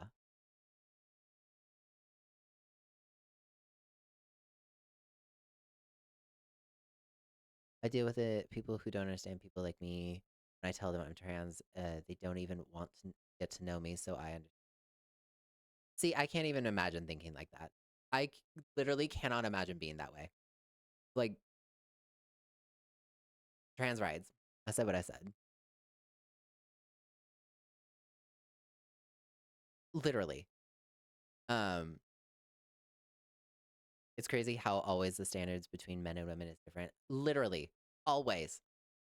And like the fact that the thing that annoys me the most, to be very frank with all of you, the thing that annoys me the most is that how many women in the industry have to talk about it in music and in interviews and nobody listens. How many times do people have to bring it up? And you're still not listening. Like the, the same cycle is happening over and over and over again. That is literally what her song Clara Bow is about, and like several other of her songs. The fact that it doesn't change,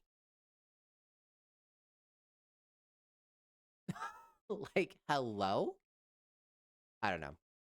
Call me crazy, but maybe it's because I grew up listening to female musicians or like was raised by my mom and my shout out to my grandma too, but like, girl, what?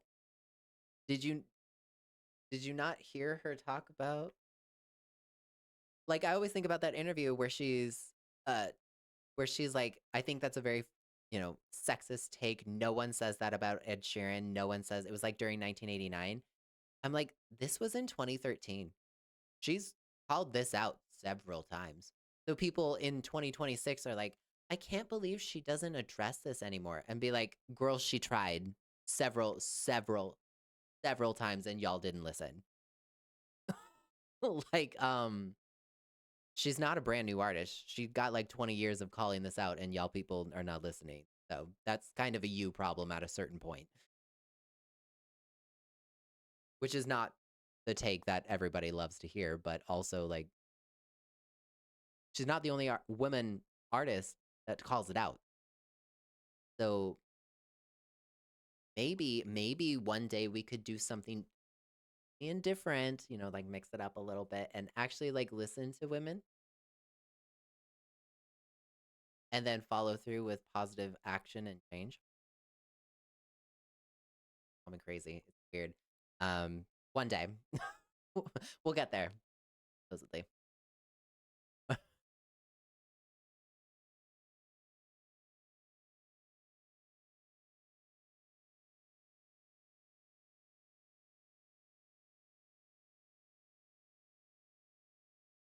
I don't know if anybody listens to K-pop, but this is Ive's best song. I said what I said.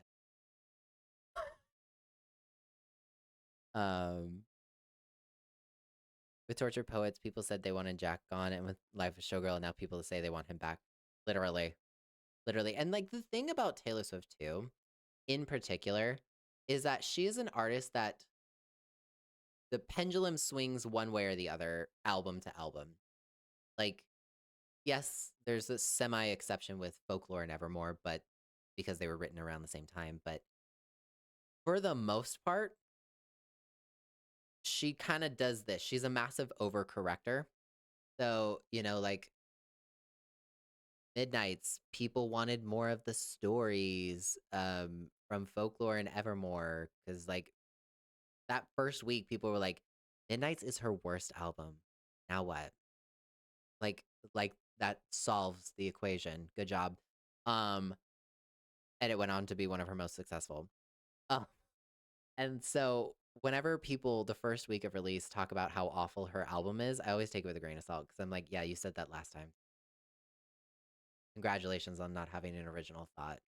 Um, um, but like she then she gave us a double album with the Torture Poets Department filled with stories and just massive metaphors and really brilliant writing, right?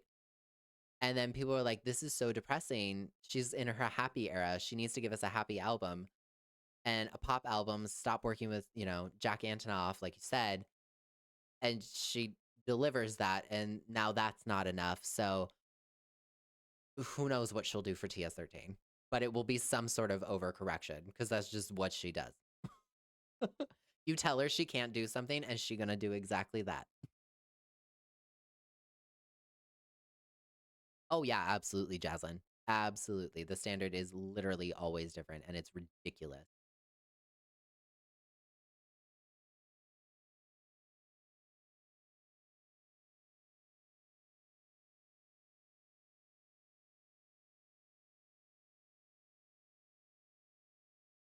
I love when people talk about, can I be mean? I love when people talk. Nick and I have this conversation all the time because they're not a huge fan of I Forgot That You Existed. But I love when people talk bad about I Forgot That You Existed because I'm always like, as a songwriter, I'm like, you do understand that writing about moving on is part of the healing and moving on process. Like the whole song is about I forgot that you existed. The point of the song is that my life has gotten better since I was obsessed with how much you hurt me. Not, oh, I'm still talking about this person who wronged me. See how I've moved on, but I haven't.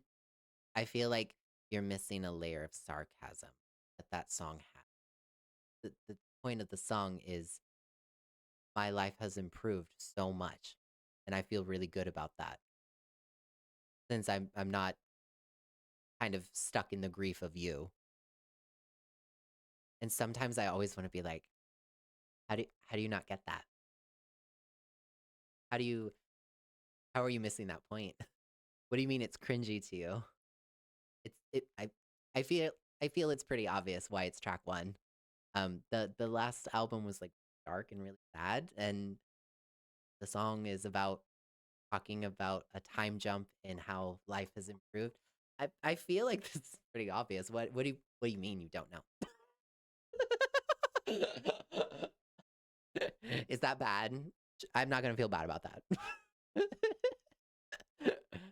But yeah, every time I see people be like, I forgot that you existed. I'm always like, okay.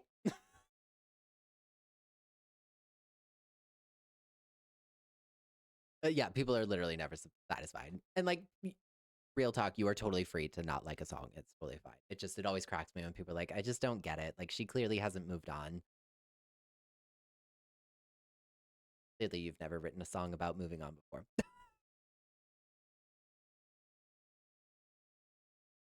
I'm sure I saw a video where Lover ended up being her most streamed and people hated it so much at the time. Oh, yeah. Oh, yeah. But again, she was happy on that album. So, also, unfortunately for Taylor Swift, she tends to release her happiest albums when things are not so great politically. And because when you put out a body of work, it's a collection of feelings from a year or two prior. Um, and sometimes that doesn't always hit for her, unfortunately. But again, that circles back to the happy women in music. Why are you hating that? I'm sorry, I will keep my foot on that neck of people not listening to women in the music. Um, People will never be happy, literally. Never. Um,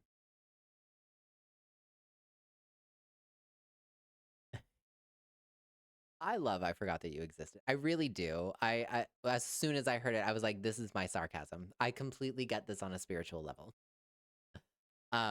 It wasn't till many years later that I actually realized just how hated it was. Um, but each their own. She clearly never moved on when that song was written like 7 years ago. I know, right? Um, it always just cracks me up. I think sometimes people forget that too, is when your album comes out, it's more often than not, it's a collection of feelings from the past. Like, this is how I felt during this time in my life over here. Um, like a majority, just talking from my own personal experience, the album that I'm currently working on, most of the songs are a collection of feelings from, a while ago. And just the other day, I was listening to one of like the saddest songs on my album, And I was thinking, God, I am so happy I don't feel this way anymore. But I needed to write that song in order to get through the healing part. So, like, I just think that sometimes that's easy to forget when you listen to a brand new album because it's new to us as consumers, right? As fans.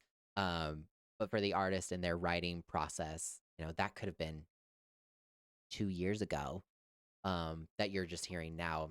So I always try to take that into account when I'm listening to an artist's new album, especially if they're known to write their own music like Taylor Swift does, or like Ariana Grande, or um, just any artist, Beyonce, whoever writes their own music. I always try to take that into account.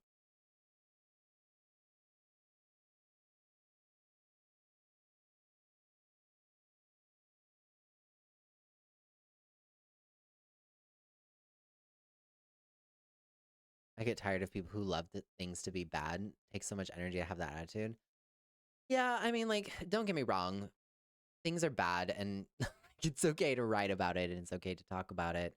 In fact, I think it's better to talk about, you know, things that are bad than to bottle it up and not acknowledge it at all. But that's just my personal opinion.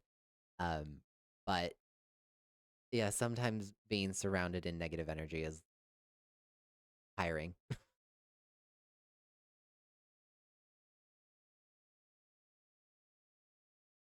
you like Taylor Swift or Katy Perry better when they were not talking back? Um, I have disagreed with a lot of things that Katy Perry has done in recent years. Um, but I've always been I honestly didn't really pay attention much to Katy. I knew it existed, but I really liked You Need to Calm Down when they sort of came back together. I like when things heal and patch up. Um, but I think now probably too. Um, oh, thank you for another year one sub. Thank you so much. Thank you, thank you, thank you. Very sweet of you. Thank you. I appreciate that. Yeah, yeah, yeah. I mean, life is not always sunshine and rainbows. Like there are bad things that happen too. Um, and it's okay to write about those things, and it's okay to write about um happy things. I think it's okay to pull from inspiration wherever. Do you think Taylor ever regrets writing Innocent?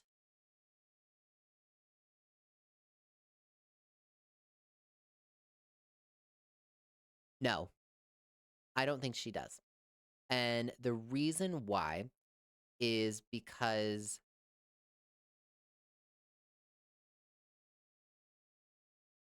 the time period in which she wrote Innocent, way back in the dark ages of 2009, 2010, is, I think, context matters, historical context, in the way of, I think she was trying to be the bigger person.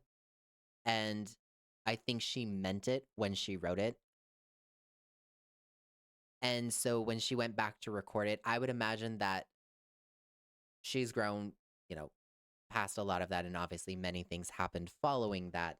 Um, but no, I think Taylor, if she really is the person that I'm pretty sure over the last 20 years, she's made it pretty clear who she is. Um, I think she would still want to be the bigger person in certain situations.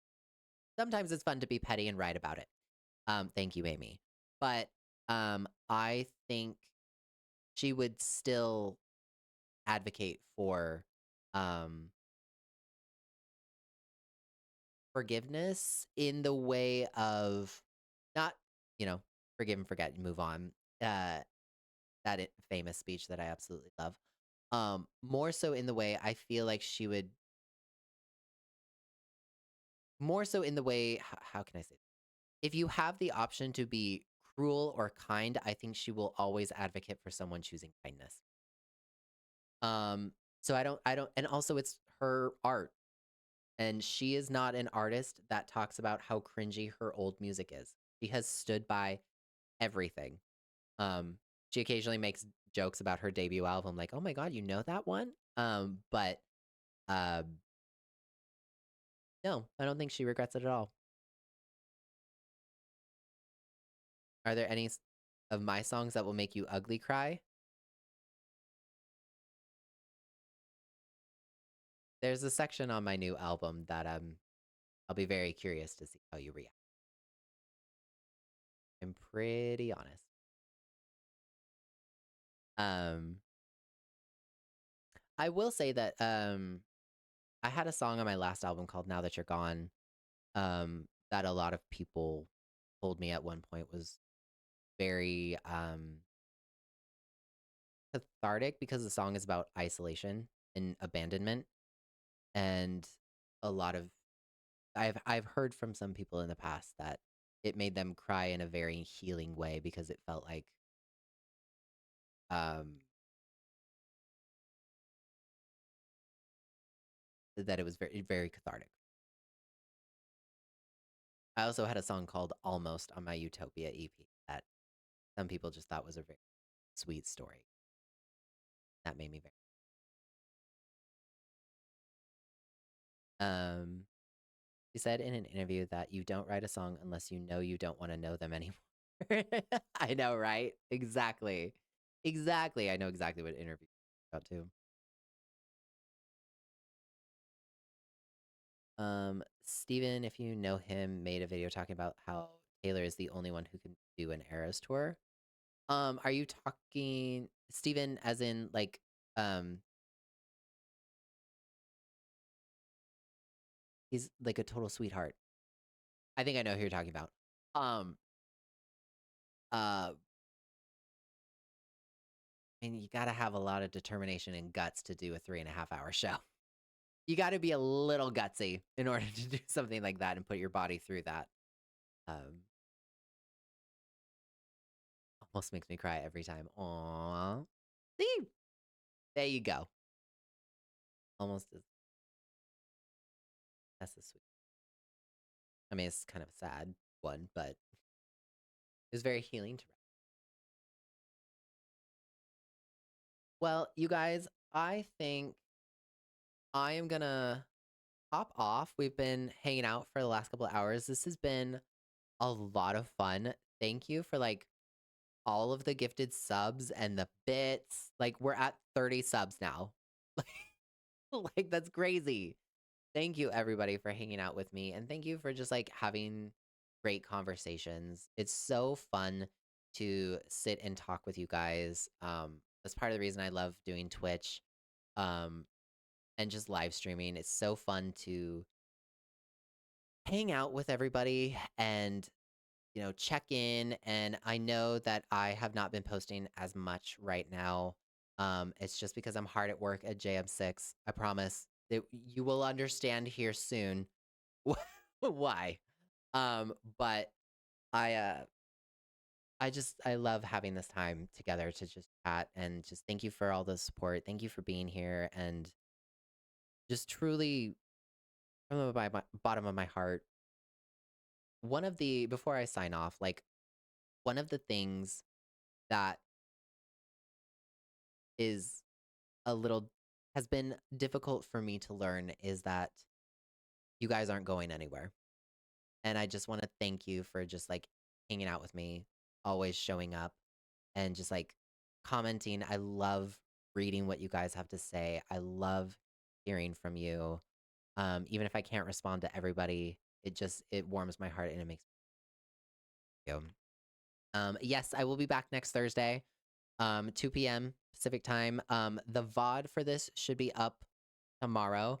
I didn't get a chance to do the VOD for last week, so if that is done processing everything, I'll try to get that up as well in case you missed last week's stream. Um, but I will try to get this up tomorrow. And yeah, just thank you guys. I appreciate all of you. Um, Definitely join next Thursday if you can and look for some exciting things in the future. All right, you guys. I'll see you later. Bye. Have a good weekend.